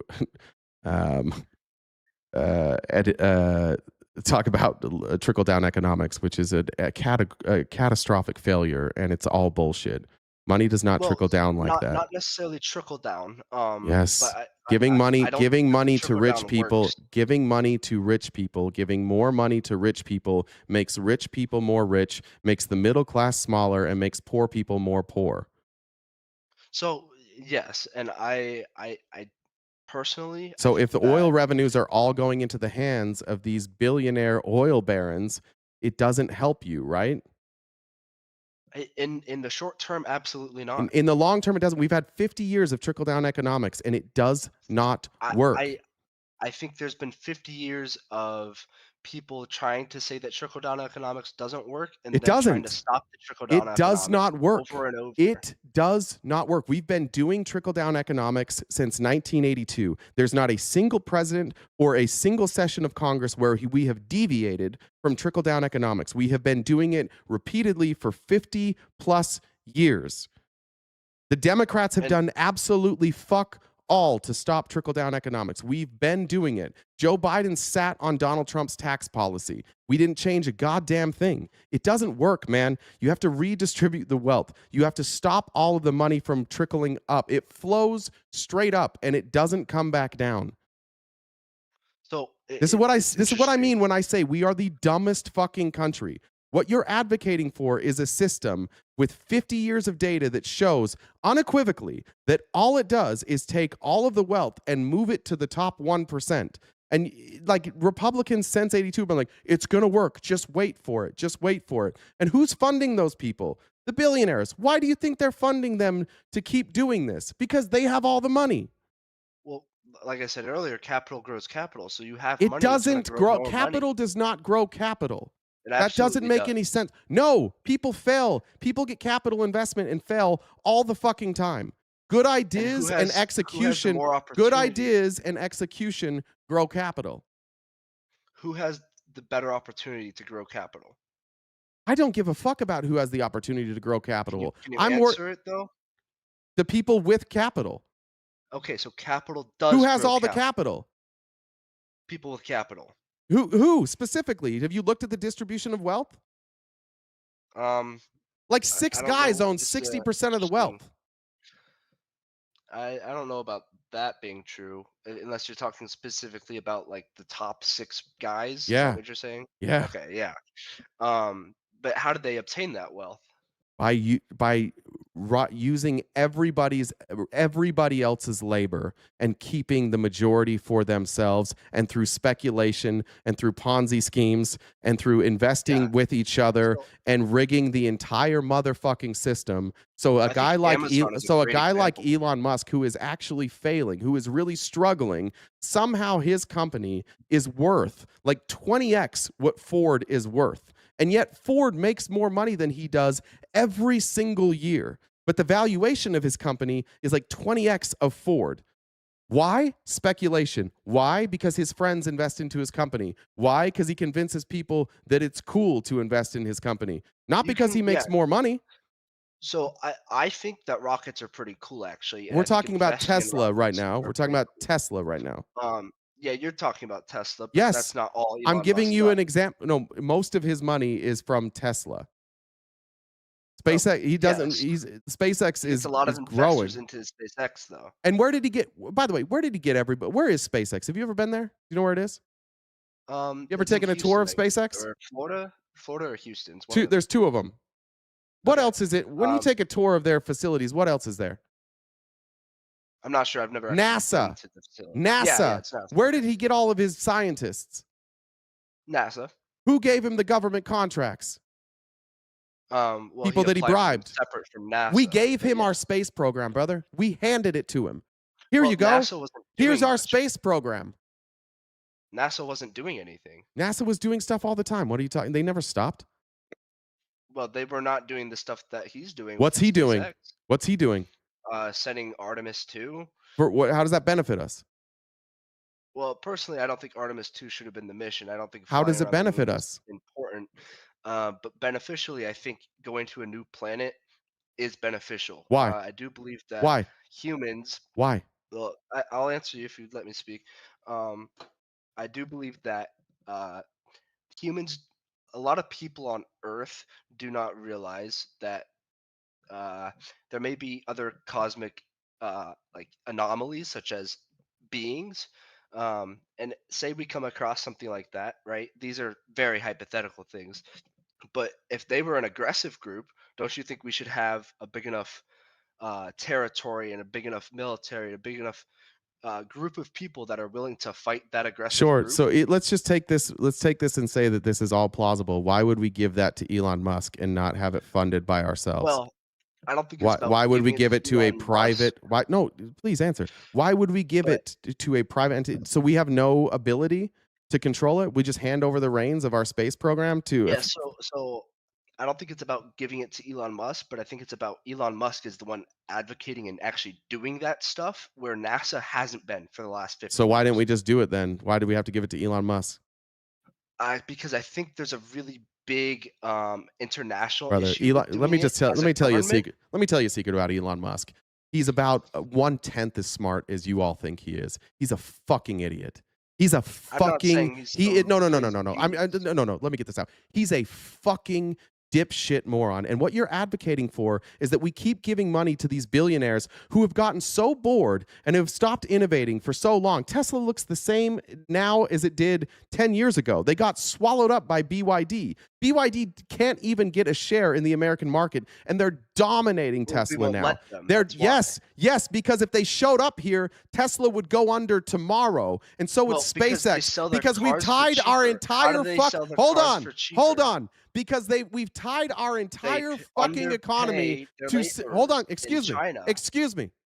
We've tied our whole fucking economy to a casino, which is these tech oligarchs who don't do a goddamn thing. They don't provide us any value. They don't provide us any money. They're swallowing up everything. They own the government now. They have their tentacles in every aspect of the government. We're handing over military contracts to these people, and they are really, really, really fucking dumb, but we think they're really fucking smart because they have money. And that's why I say we are the dumbest fucking world power to ever exist. Have you ever heard Elon speak when challenged? He's an idiot. He only sounds smart when nobody challenges him. BYD is not contracted with the Chinese government? In China, when you have a company like BYD, the Chinese government will do something that's far smarter than what we do. What we did with Tesla is we gave them a bunch of fucking money in government subsidies, right? We gave them tax credits for electric vehicles. And then did we ask for any of that money back from them? No, fuck no. We let Elon keep all of that money. In China, when China invests in a company like BYD, they share in the profits, and then they can take that money, capitalism, by the way, China's just literally doing capitalism. They take that money and they reinvest in other projects. But in America, we're so fucking stupid that we think what we should do is take taxpayer money, give it all to Elon Musk, and let him keep it, and then we call it a success. And then when BYD comes and starts beating his ass, we're like, oh, well, the Chinese Communist Party. They did capitalism to beat us. That's what they did. Get their cars to be so much cheaper. How do they get it so much cheaper? Because they don't have Elon Musk and the capitalists taking all of the money out. That's why. I think it's because they underpay their laborers. Well, I don't know what their labor costs are. That's a very overstated about the labor policies in China. Like, they have mostly caught up. But why do you think Elon Musk went? Why do you think Elon Musk moved to Texas so he could pay laborers less, right? That's because there's because he could pay laborers less, right? Well, not necessarily because he could pay. Well, that's what he said. Because there's less tax in Texas, and he could pay his laborers less, all of it. But even it doesn't even matter. Like, means BYDs aren't beating Tesla because they're cheaper. They're beating them because they're better. No, BYDs. No, it's because they're cheaper. No, it's both. They have a cheaper option and then they have better options. There's a BYD that when you're driving and there's a pothole, it jumps over the fucking pothole. It has a hydraulic system that you can't even feel, and it elevates minimally so you don't feel the pothole. They have amphibious electric vehicles. And what does Elon have? A promise since 2011 that we would have self-driving cars, which we still don't have. Well, we do. No. They drive themselves. It's still illegal, and they still fuck up, and they don't work. Well, it's illegal without your hands on the wheel. Right. But that was his promise. That was his promise. As the operator of the vehicle, you are still Have you looked at their stock price lately? Did you notice that they took a tumble on their stock price lately? Yeah, I also Do you know why that is? Wait, do you know why that is? Do you know why that is? No, not necessarily. Because Elon admitted that self-driving cars is a pipe dream and it's never going to happen. And his stock tanked. Under the American law, no, yeah, absolutely. No, he doesn't have the technology for it. They suck. They're getting swallowed up. If you go drive my electric vehicle and then drive a Tesla Model 3 at the same price, you're gonna say mine is way better. What do you have? I have a EV9. It's a Kia. I haven't heard of it, but I thought you had like a Lotus or something. Nope. Brother, you stop dick riding for this guy. He's an idiot, and they're taking all the money. I'm not dick riding anyone. I just Elon Musk has made a business, and that's what it is. No, he's bought business. No, he's bought businesses that already existed, and then he uses his rich friends from PayPal to invest, and then they co-invest in everybody's companies, and they hype their stock, and they become ultra wealthy on companies that are marginally successful, like Tesla, marginally successful. I understand you don't like Tesla, but I think Tesla wasn't necessarily about profits. Well, then why did he get so much money? Because it was about the EV car. But there were other people making EV cars. Yeah, but Tesla was the front runner, and it had the most popularity. Exactly. It was about popularity. Why should popularity make Elon Musk more rich? His cars aren't that good. It's not that it made him more rich. It did make him more rich. Popularity. Well, how about you? Do you make money from being popular? Yeah.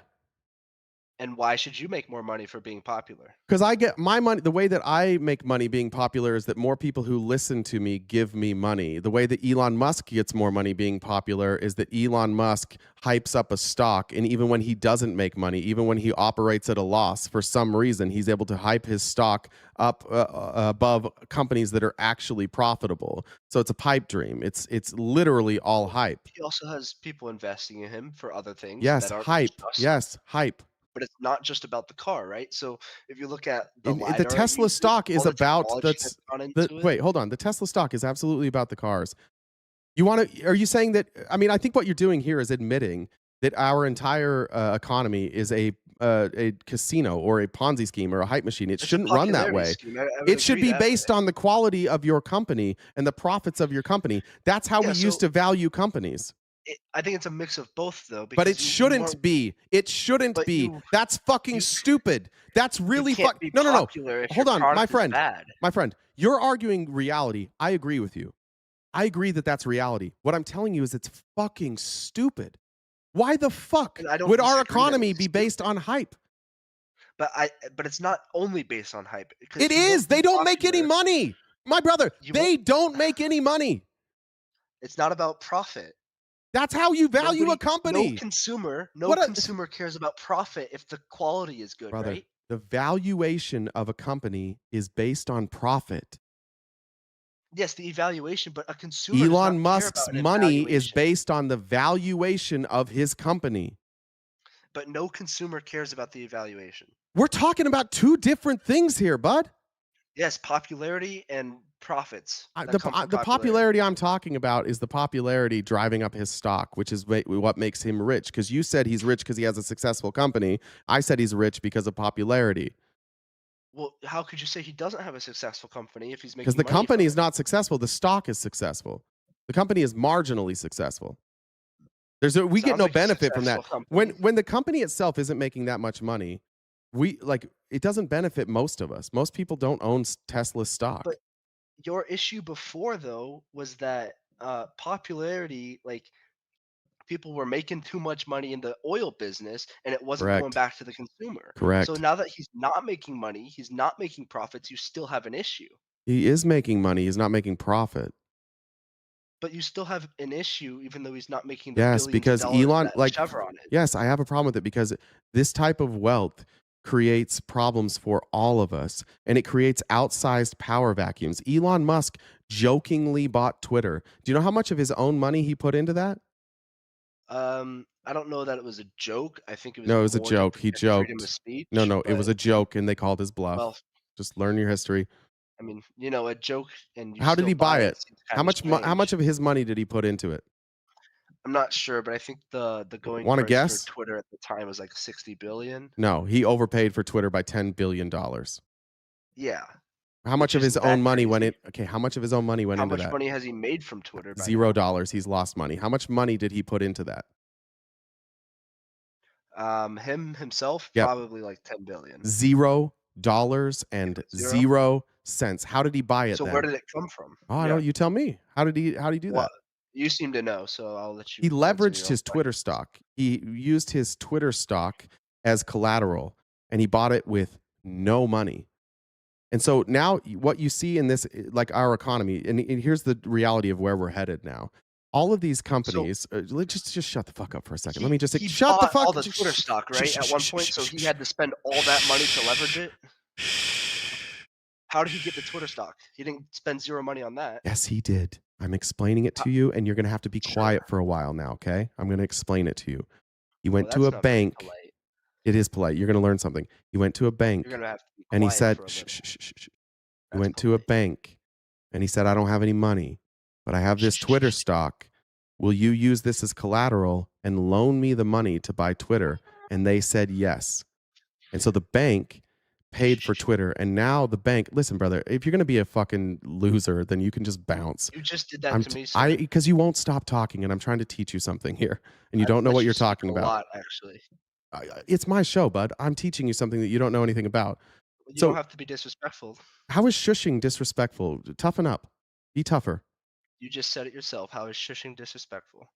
Because So if I shush you, you find it disrespectful. But No, when I just want you to talk, shut. I just want you to stop making noises while I'm talking. That's it. well, Any, maybe just say that too. all right, bro. Have a good day. You too. I hope that you can stop doing that shit, though. You did really well, bud. Do you have any more questions before we go? Hey, shh. You're gonna have to be quiet for a while. Anything else, bud?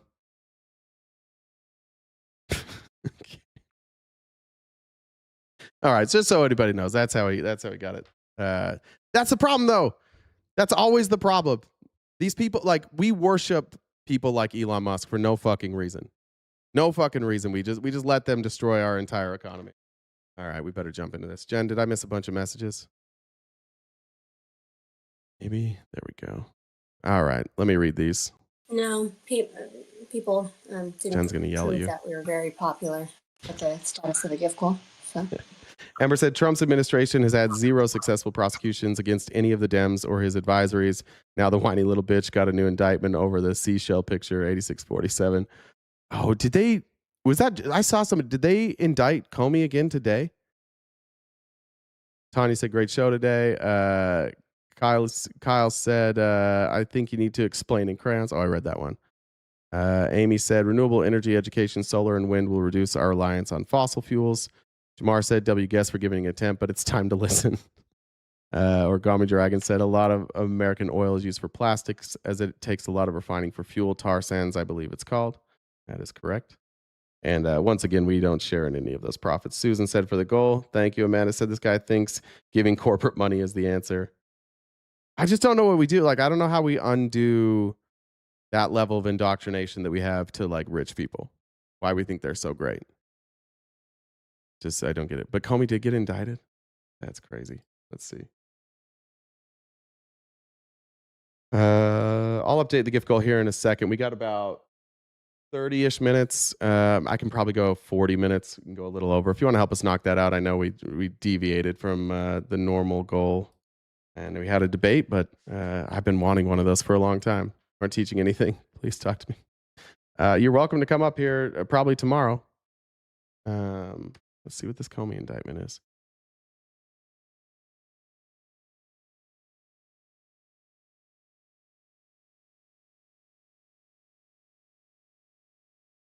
Is this legitimately over this?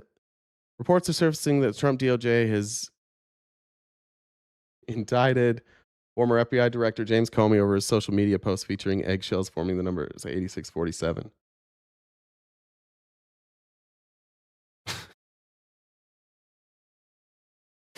Jesus Christ.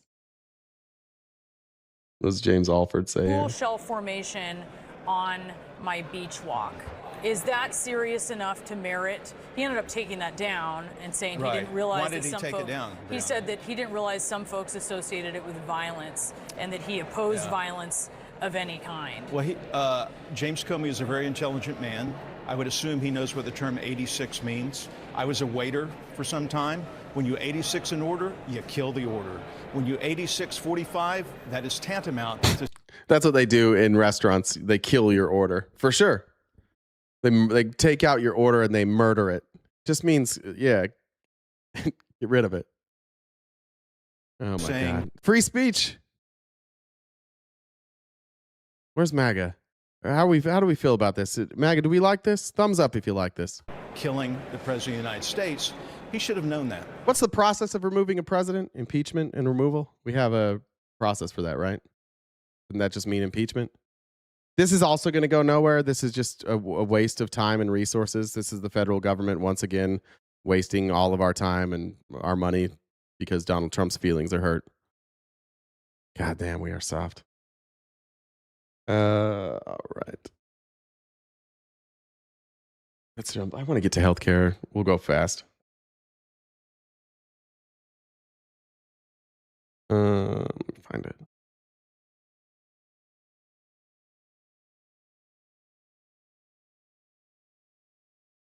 All right. It started with this morning. I saw this clip from Jason Smith, and Republicans are getting dangerously close. I think, like, I do honestly think that at the end of, it's not just a Trump thing. Like, we're in late stage capitalism. Younger voters are ready for a change. Overwhelmingly, like young men that voted for Trump, the reason they did that is they wanted a change. And what they got was the exact opposite of change. We're going to need radical change. And even people who are horrific, like Jason Smith, don't have answers, but they recognize that we need a radical change. Now, there's a lot of talk in Congress right now, specifically about private hospitals. The CEOs were in front of the House, and we'll show some of that tomorrow, testifying. And they were absolutely grilled at the amount of money that they take out of these private hospitals while quality of care is dropping. And this is kind of the Republican response. Like, they don't really have anything. They know this is a problem, but they're not sure how to fix it. And we're going to give him an A for effort and a D- for the answer here. I got a big philosophical question for you. Do you think that hospitals should be owned by private equity firms? Well, I would say that non-for-profit hospitals, Andrew, look like... I would just not answer it. Raise your hand if you think private equity should own hospitals. Like hedge funds with hospital beds because of how they're acting. And those are non-for-profit hospitals. And so I think we have to look at the whole system and we have to get serious about it. But I'll tell you, Washington, D.C., the largest, most significant, aggressive lobbying is by the healthcare industry, whether it's insurers, whether it's hospitals, whether it's drug manufacturers, you name it. And a lot of politicians will step away and be like, can't touch this, I might get in trouble. But if you truly care about affordability and accessibility, we're going to have to clean house. You got to remove profit. The reason that private equity shouldn't own hospitals is profit.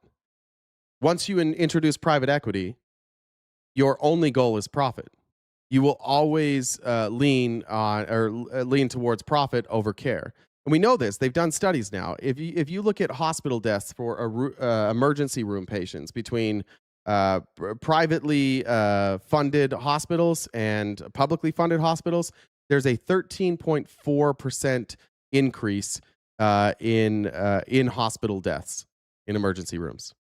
13.4% of the time you die, or I guess you die at a 13.4% rate in a private hospital. Why? Because they care about profit. AOC's response was better, because AOC is always better. And cue angry people in the chat. But here's AOC's response yesterday. How does it, I guess, like, you know, in terms of like selling the message then of like what Democrats have done and what Democrats will do, it seems like it just gets washed over. Like, you know what I mean? Like, we're in a moment right now when nothing popular is being proposed by the Republican side of the aisle. And the process by which they're using it to reduce the threshold to 50 votes is their entire focus is nothing to do with costs. Yeah. Nothing to do with anything that Americans, even their own constituents, like care about. So, you know, how do Democrats, I guess... Well, I think this is the part where we talk about our ideas, right? I believe in guaranteed single-payer health care, that we need to drive to an America where every single person in this country can see a doctor without fear of having to choose between their insulin and their rent. Now, that's something that legitimately every politician says. That everybody in America should be able to see a doctor and not have to worry about paying their rent. Everybody says that. But there is only one group of people, and it's not the Democrats, it's not the Republicans, it's a wing of the Democratic Party that actually has a plan for this.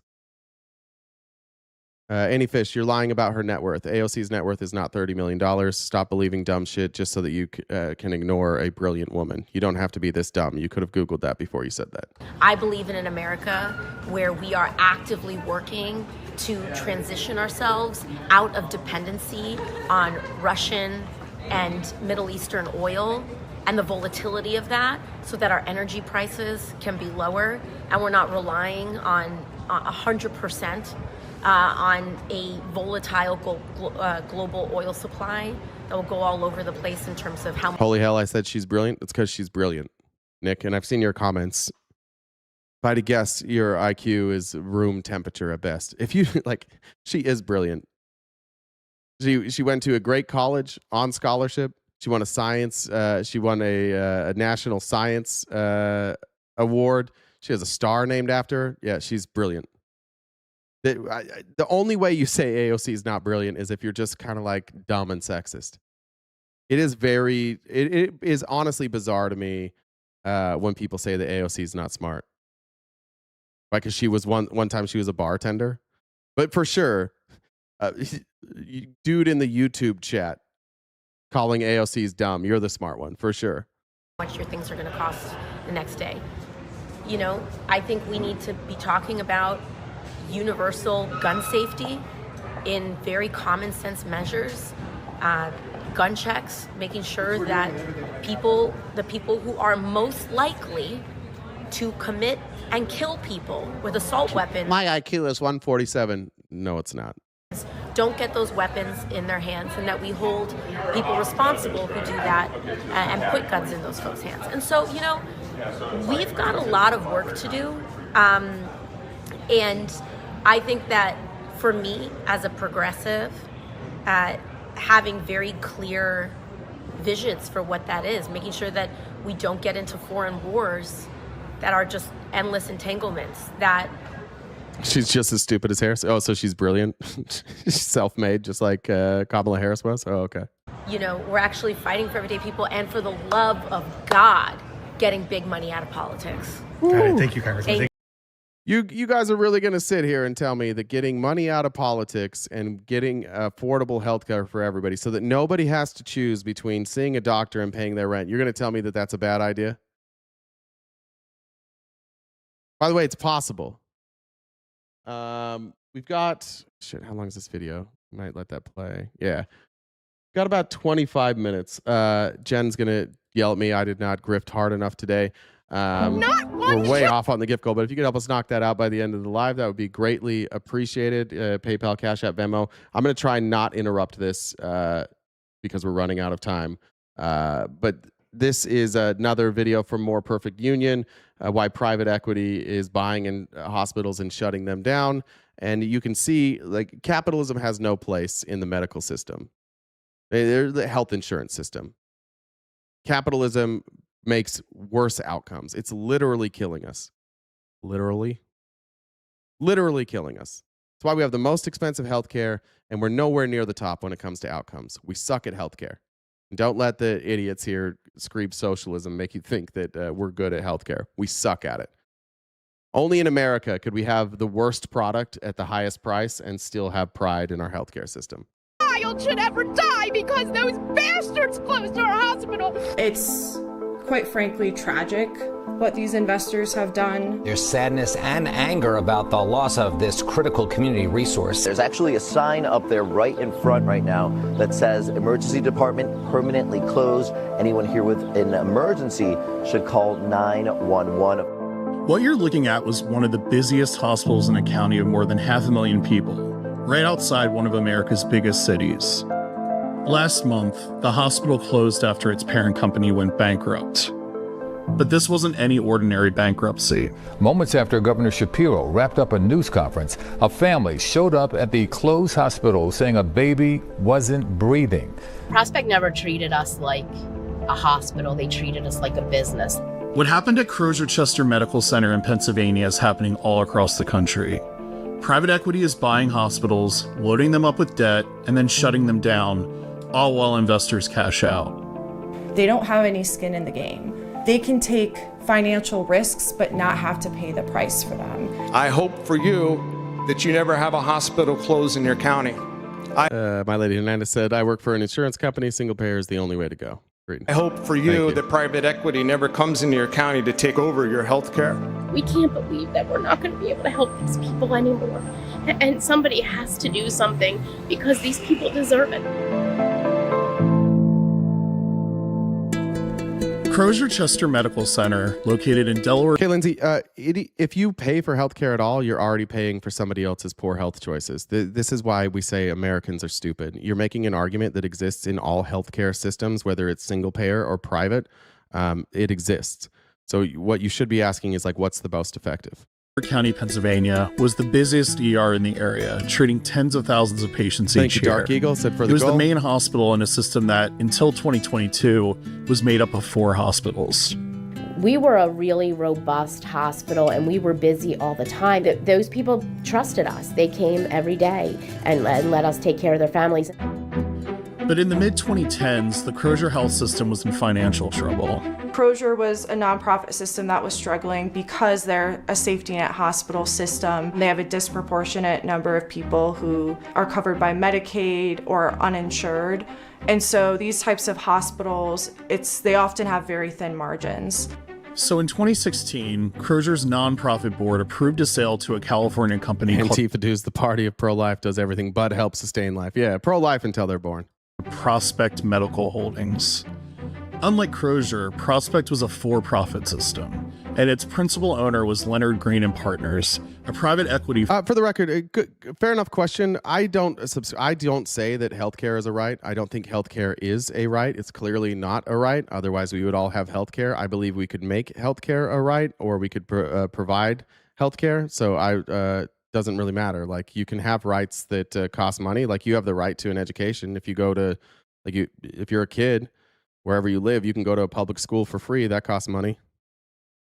If you're saying like the rights, like anything guaranteed in the amendments, no. But lots of things that we have, like you have the right to walk down the sidewalk. Nobody can tell you can't walk down the sidewalk. That costs money. You have the right to drive on the road. That costs money. You have a lot of things that you have the right to do, meaning the government can't tell you can't do it, and they all cost money. Thank you, Naz Hassan. Some of the companies they've owned over the years include Joann's and a number of other just big box stores or chain restaurants. We were told that Crozier was struggling financially, and so, what were we going to do? Being bought by a for-profit system didn't fix Crozier's problems. Instead, they got worse. Yes, you have the right to make bad decisions. Good question. In 2022, Prospect closed 2 of the 4 Delaware County hospitals it owned, and conditions at Peggy's hospital deteriorated. Pretty quickly, we started to see the supplies change, right? They started using different... Thanks, Nomad Gal. Nomad Gal, for the $50 in the chat there. Vendors. The quality was not what it was before, and little by little, we had less and less staff. Well, hundreds of workers at Crozier Health will soon have to find a new job. Like all of those support systems that really made us be able to do the great job that we were always to do in caring for our patients, we started to notice all of that start to go away. So what's the incentive for a private equity company that owns retail stores and restaurants to get in the business of struggling hospitals? Instead of putting money into these systems, they're actually taking money out of the systems. In 2018, just 2 years after buying Crozier Health, Prospect Joann's was a private equity hit job. Took out a $1.1 billion loan and then sent nearly half of it straight to their investors while Crozier continued to suffer. It's fundamentally extractive. Even among private equity industry folks, it's a controversial way to generate a return on an investment because it adds absolutely no value to the company in question. And the private equity firm is not on the hook. We're talking about health insurance here, Kay Lindsey. Healthcare and health insurance are different things. Paying for healthcare would be health insurance. Healthcare is what we provide, right? So yes, we do have a lot of innovation here in America, and that has absolutely nothing to do with health insurance. You don't know what you're talking about, once again, but you are very opinionated, which is kind of fun. For any of that debt, but they can reap the rewards. Leonard Green sold Prospect in 2019, but Prospect and its hospitals were still on the hook for the debt. In order to pay down that debt, Prospect sold the real estate of its hospitals, including Crozier, to an Alabama company called Medical Properties Trust, or MPT. These deals are known as sale-leaseback transactions. What MPT does... Yes, health insurance is a product. ...is it partners with health systems like Prospect to buy up their real estate and then rent it back. I like to call it... That's a good point, too. For most of my medical care, I go to Mexico when I can because it's significant. It's cheaper for me to fly to Cancun, get like dental care, and fly back than it is to pay for dental care here in the United States. Hospital landlord, because that's really what it is. Most of the time, the revenue that's generated from these one-time sales of the real estate, it doesn't go back into the hospital. It's being pocketed by investors. And like a tenant, Crozier had to start paying rent, $35 million a year. Last year, the Pennsylvania Attorney General's office sued Prospect and Leonard Green for mismanagement and breach of contract, saying the company, quote, broke their promise with years of neglectful, self-serving practices that have put lives at risk. This January, Prospect filed for bankruptcy, and within months, it closed its last hospitals in Delaware County, including the one where Peggy worked. I'm going to tell you honestly that we all believed up until that very last day in April that we would be saved and they would keep Crozier open because of how desperately needed it is in that community. And it was like someone kicked me right in the stomach. I remember Jen wanted me to tell you there's $69 left in the goal if we want to make it weird. Thanks, Jen. feeling this like, how can this end? Nothing will haunt me like those days prior to closing that inpatient psychiatric unit, where I felt like I was herding patients out like cattle, where I felt like nobody cared about them. On May 15th, the stakes of the closure took a dire turn. When a woman came in her vehicle, screeching her brakes right behind the press conference, screaming at the crowd for us to help her with her baby who needed care. She took this baby to Crozier not knowing that it was closed. They just called and said that she wasn't breathing, and my heart just dropped. She was taken by ambulance to Nemours Children's Hospital in Wilmington, a 20-minute drive away, where she was given a diagnosis. I have 6 children, and no mother should have to drive up. Does Klein not understand that does he not understand that doctors still get paid? With single payer is about health insurance. So the doctors still get paid. Just like they do now, they build the insurance company. Just the insurance company would be the government. So doctors would still get paid just like they do now, just like they do in other countries. And hope that there's someone there to save their child and frantically hand their baby who's not breathing over to someone to save when there's a hospital right here and it's empty. Crozier is the name of this hospital. Crozier is this natural outcome of what happens when we allow markets to dictate access and quality of healthcare. It's not profitable to provide healthcare at a hospital with a disproportionate number of people on Medicaid. And if we don't want that to be the case anymore, we're going to need to find a way to finance healthcare that it doesn't allow investors to swoop in and extract from these systems before they finally go under. The impact of shutting down Crozier Chester Medical Center isn't limited to just Chester either. Since the hospital closures, the share of Delaware County residents... How much would it cost for a $10 copay for 300 million? You think there's 300 million people on insulin? There's 350 million people in this country. Are you telling me that all but 50 million people in this country need insulin? Brother, you're getting dumber. This is getting worse. And then multiply that number by 12?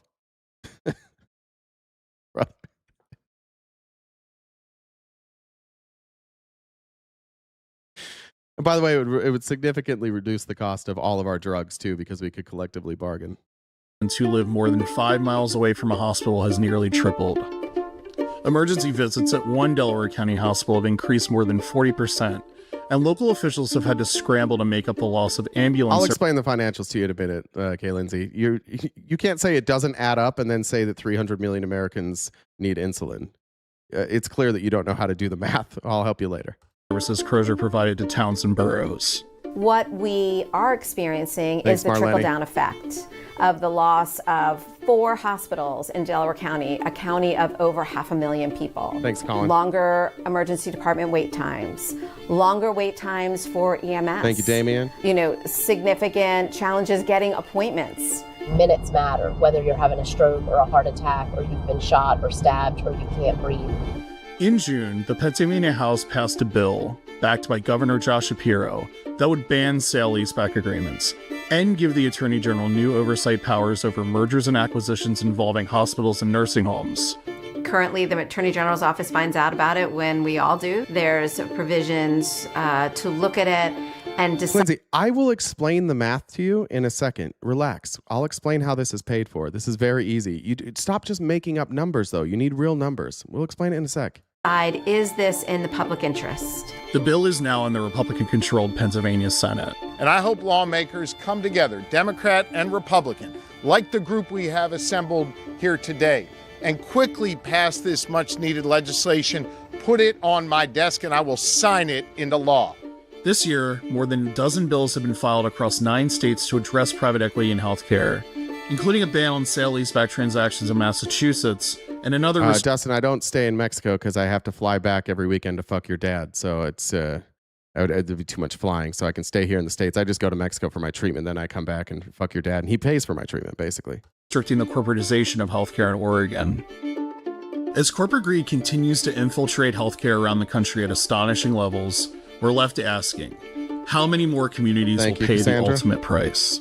Our health system is like a dangerous, windy road that's been engineered really poorly. Good question. Why, if you don't pay for healthcare, should you pay for somebody else's healthcare? Same reason that you have to pay for school, elementary school for kids. Same reason that you have to pay for construction or for like road construction. Same reason you pay for the fire department, the police department, because it makes sense and that's what we do, right?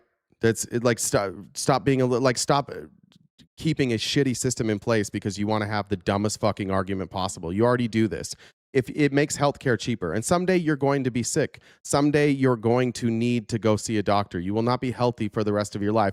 And wouldn't it be nice that when that day comes, you could go see a doctor and know that no matter what the diagnosis, you weren't going to have to sell your house and be destitute? Wouldn't that be nice?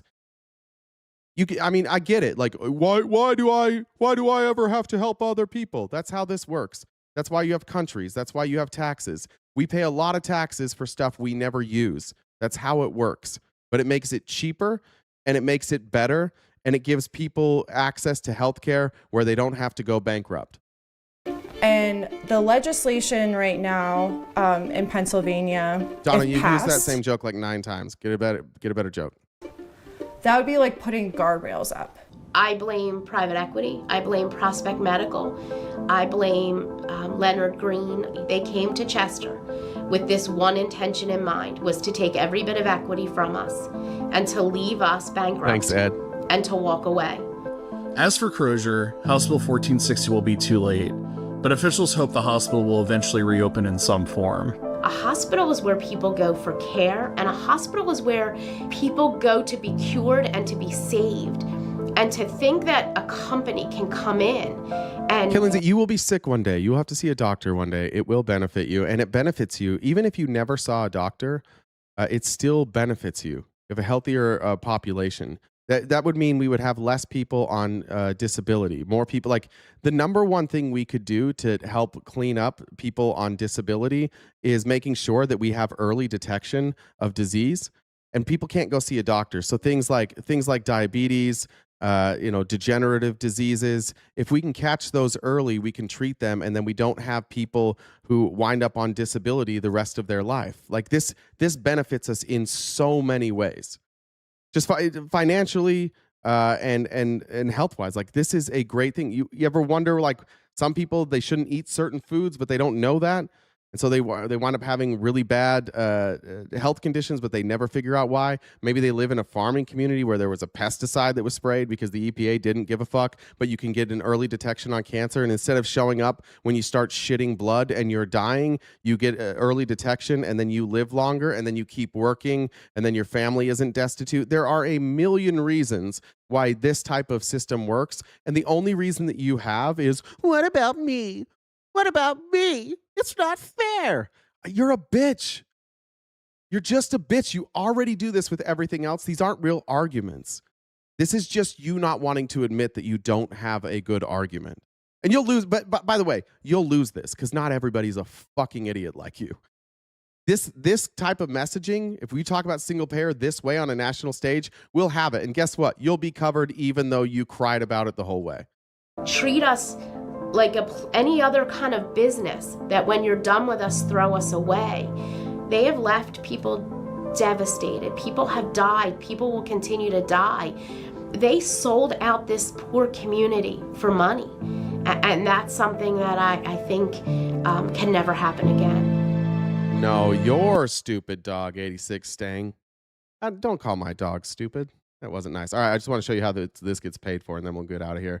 I'll update the gift goal too. If anybody wants to get any last-minute donations to wipe that out, that'd be greatly appreciated. Talia, thank you very much. Blunt Stunt Style and said, you always make good points and are always for the people instead of the cronies.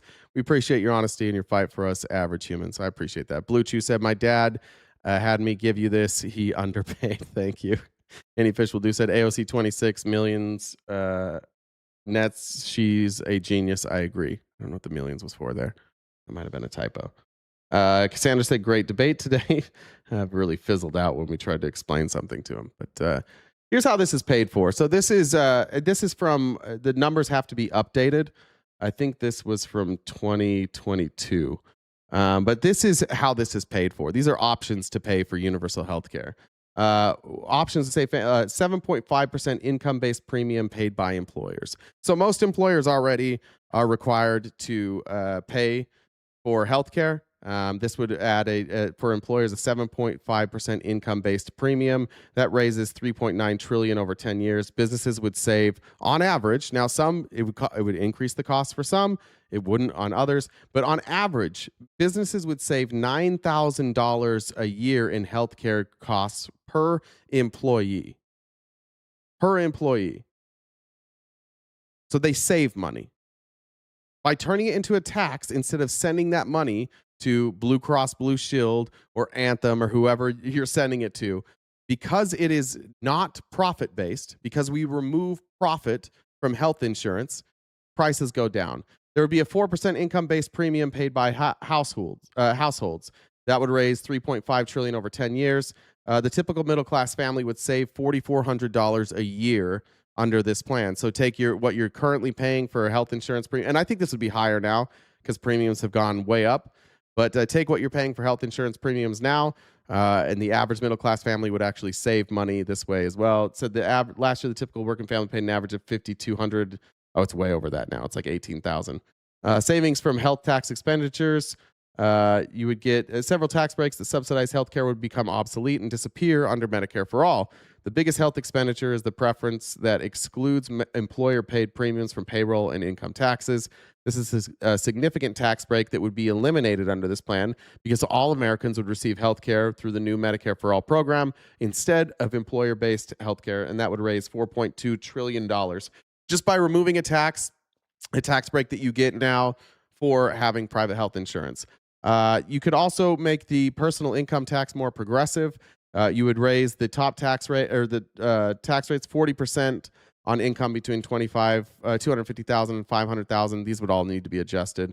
45% up to $2 million, and 50% from between $2 million and $10 million, and then after $10 million, 52% on income over $10 million.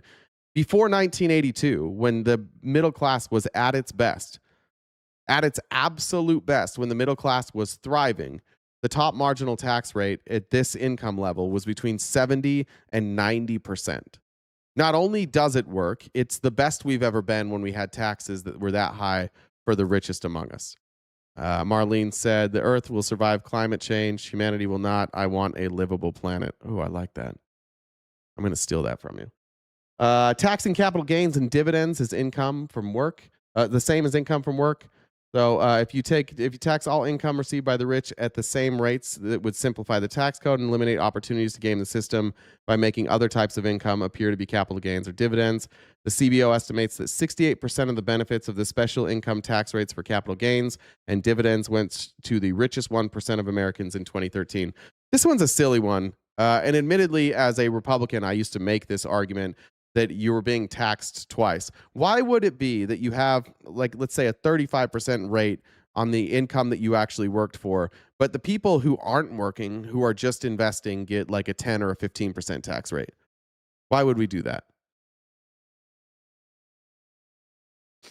All right, limiting tax reductions for the wealthy, closing loopholes. That could save us, what does it say? Between these three, 1.8 trillion over 10 years. Making the estate tax more progressive, which absolutely should happen. If you inherit between $3.5 and $10 million, it's 45% tax. 50% between 10 and 50 million, 55% in estates over 50 million, and 10% surtax would apply to estate values in excess of 500 million or 1 billion for married couples. So that would take them up to 65%. No problem there.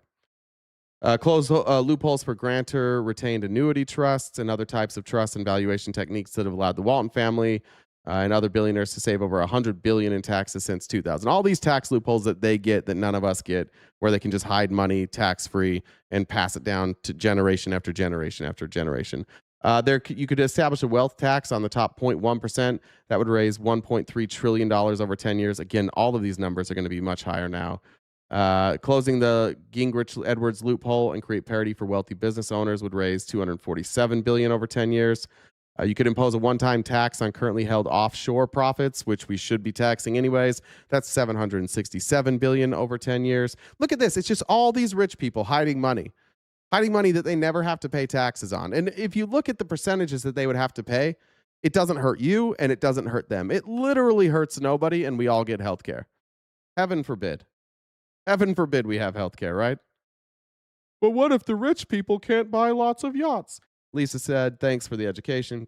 Cassandra, thank you. Missing here. Got that from Talia. All right. Impose a fee on large financial institutions. The 6 major financial institutions in this country have $10 trillion in assets, equivalent to 56% of our entire GDP. That's higher now. If you imposed a fee of 7 basis points, that's 0.07% on their liabilities, that would give 50 billion or more. That would raise $117 billion over 10 years. You could repeal just like corporate accounting gimmicks, just loopholes that they get thrown into bills. That's $112 billion. There we go. Lindsay, whatever your name was. Did you notice how none of this was you paying for it? Did you notice that? You spent all that time complaining about why you shouldn't have to pay for this. Where was the part? 4%. That's it. 4% income tax, and you don't have to pay health insurance anymore. It's 4% of your income. It's also, by the way, because it's Medicare, like you're already paying Medicare taxes, so this would just be 4% total. So the Medicare tax that you're already paying, which of course you would never use, right? Social Security, you would never use that. That's why AOC and others should run on this, and they are starting to talk about this. It makes far too much sense. It's cheaper. It's better. We get better outcomes. No longer, it eliminates the number one thing that it does is it eliminates the number one cause of bankruptcy in this country. The number one reason people go bankrupt in this country is not poor decisions, it's poor health. And getting a medical diagnosis that means they can no longer pay their bills and they declare bankruptcy. It is the number one reason, and it would eliminate that overnight. It's just done. No more medical bankruptcy. Public paid healthcare squashed your wallet, guy. I don't know what that means. Public paid healthcare. For the record, for those of you who are saying like Obamacare was the problem, yeah, that was part of the problem for sure. The problem I have with Obamacare is that they didn't do single payer. Obama ran on single payer, and then when he got in office, they didn't have the votes to pass single payer, so they did this hybrid system, which has just been completely bastardized. People are right to say like people took advantage of Obamacare. Same with Medicare Part D, which is just private health insurance, but it's funded by Medicare, and it's really poorly operated. Yeah, get rid of all the greedy fucks who steal all of the money out of health insurance and give it back to the people. Ironically, like this is you taking control. This is each of us as individuals collectively bargaining so that we get cheaper health insurance and we have more control. Under Medicare for All, you go see whatever doctor you want. There's no more networks. It's no in-network or out-of-network. You go see the doctor. If you don't want to go see the doctor, you don't go see the doctor. If you want to go see the doctor, you go see the doctor. The doctors love this because it eliminates a cost for them. They don't have to deal with all these rules and regulations and all the different policies for every different health insurance company. They don't have to worry about being in network. They don't have to worry about what happens when somebody comes in the door and they say that they have coverage and then it turns out they don't have coverage, and then they're arguing with the insurance provider back and forth and they're like, oh, well, we can't take a loss on this. All of that stuff's gone. It's cheaper. It's better. The outcomes are better. And if Democrats can figure this out, now they did put forth a bill in 2025, had 102 co-sponsors. I think if they did it in 2026, they might get enough co-sponsors here. But who in the world would vote against that outside of just like a couple of dumb dicks that are afraid of the word socialism? Can we protect this process and billionaires can't take advantage of it? Yes. Yes, that's a great question. You know why? Because there's no profit. The government just pays the bill. So when you go to a doctor, the doctor treats you, the doctor sends the bill to the government pays the bill. Yeah. I don't even know what you're talking about, Dustin. What do you mean, no wonder we keep losing? I'm not a Democrat, but if you're talking about Democrats, they've won every contested election since Donald Trump won. Republicans have lost every single contested election. Every one. 100%. CVS will vote against it. Who cares? The other part that the AOC is running on is ending Citizens United. How is this even happening? What do you mean, how is this even happening? What do you mean, how is this happening? How are they losing elections? People vote. Nobody likes anything the Republicans are doing.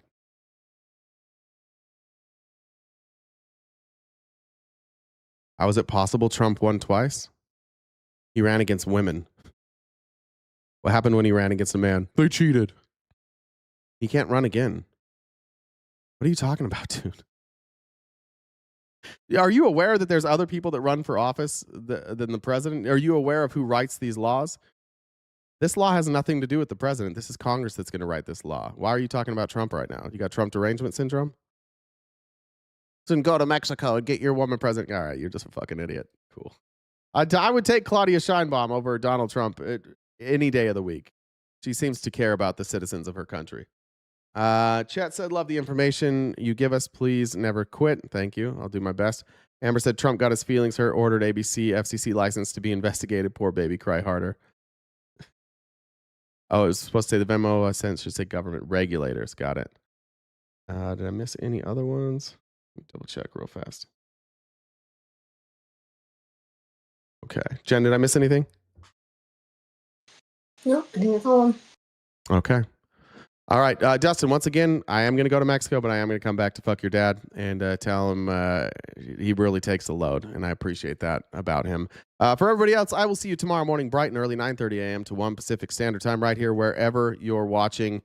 Thank you so much for being here today and every day. The replays are available on YouTube and Twitch. I'm on Cameo. We've got merch in the bio. You can follow us on Facebook, Instagram, Twitter, our backup account on TikTok. And then just remember, if you want to join us for movie night next week, you need to be a paid subscriber either on YouTube or Twitch, and then join the Discord, which is free for everybody. And join there, and you can watch the movie with us. We're going to watch the Company Retreat. Until I see you tomorrow morning, take care of yourselves. Take care of each other. Oh, yeah. No? Did you get a cash app? I think so. I think I got them all. I read them all, I think. All right. Anyways, go outside and touch grass if you can't touch grass. Smoke grass if you can't smoke grass. Best of luck to you. Be nice to yourselves. Be nice to your friends. Be nice to your family. Drink lots of water. Stay cute and cool. And have a great summer.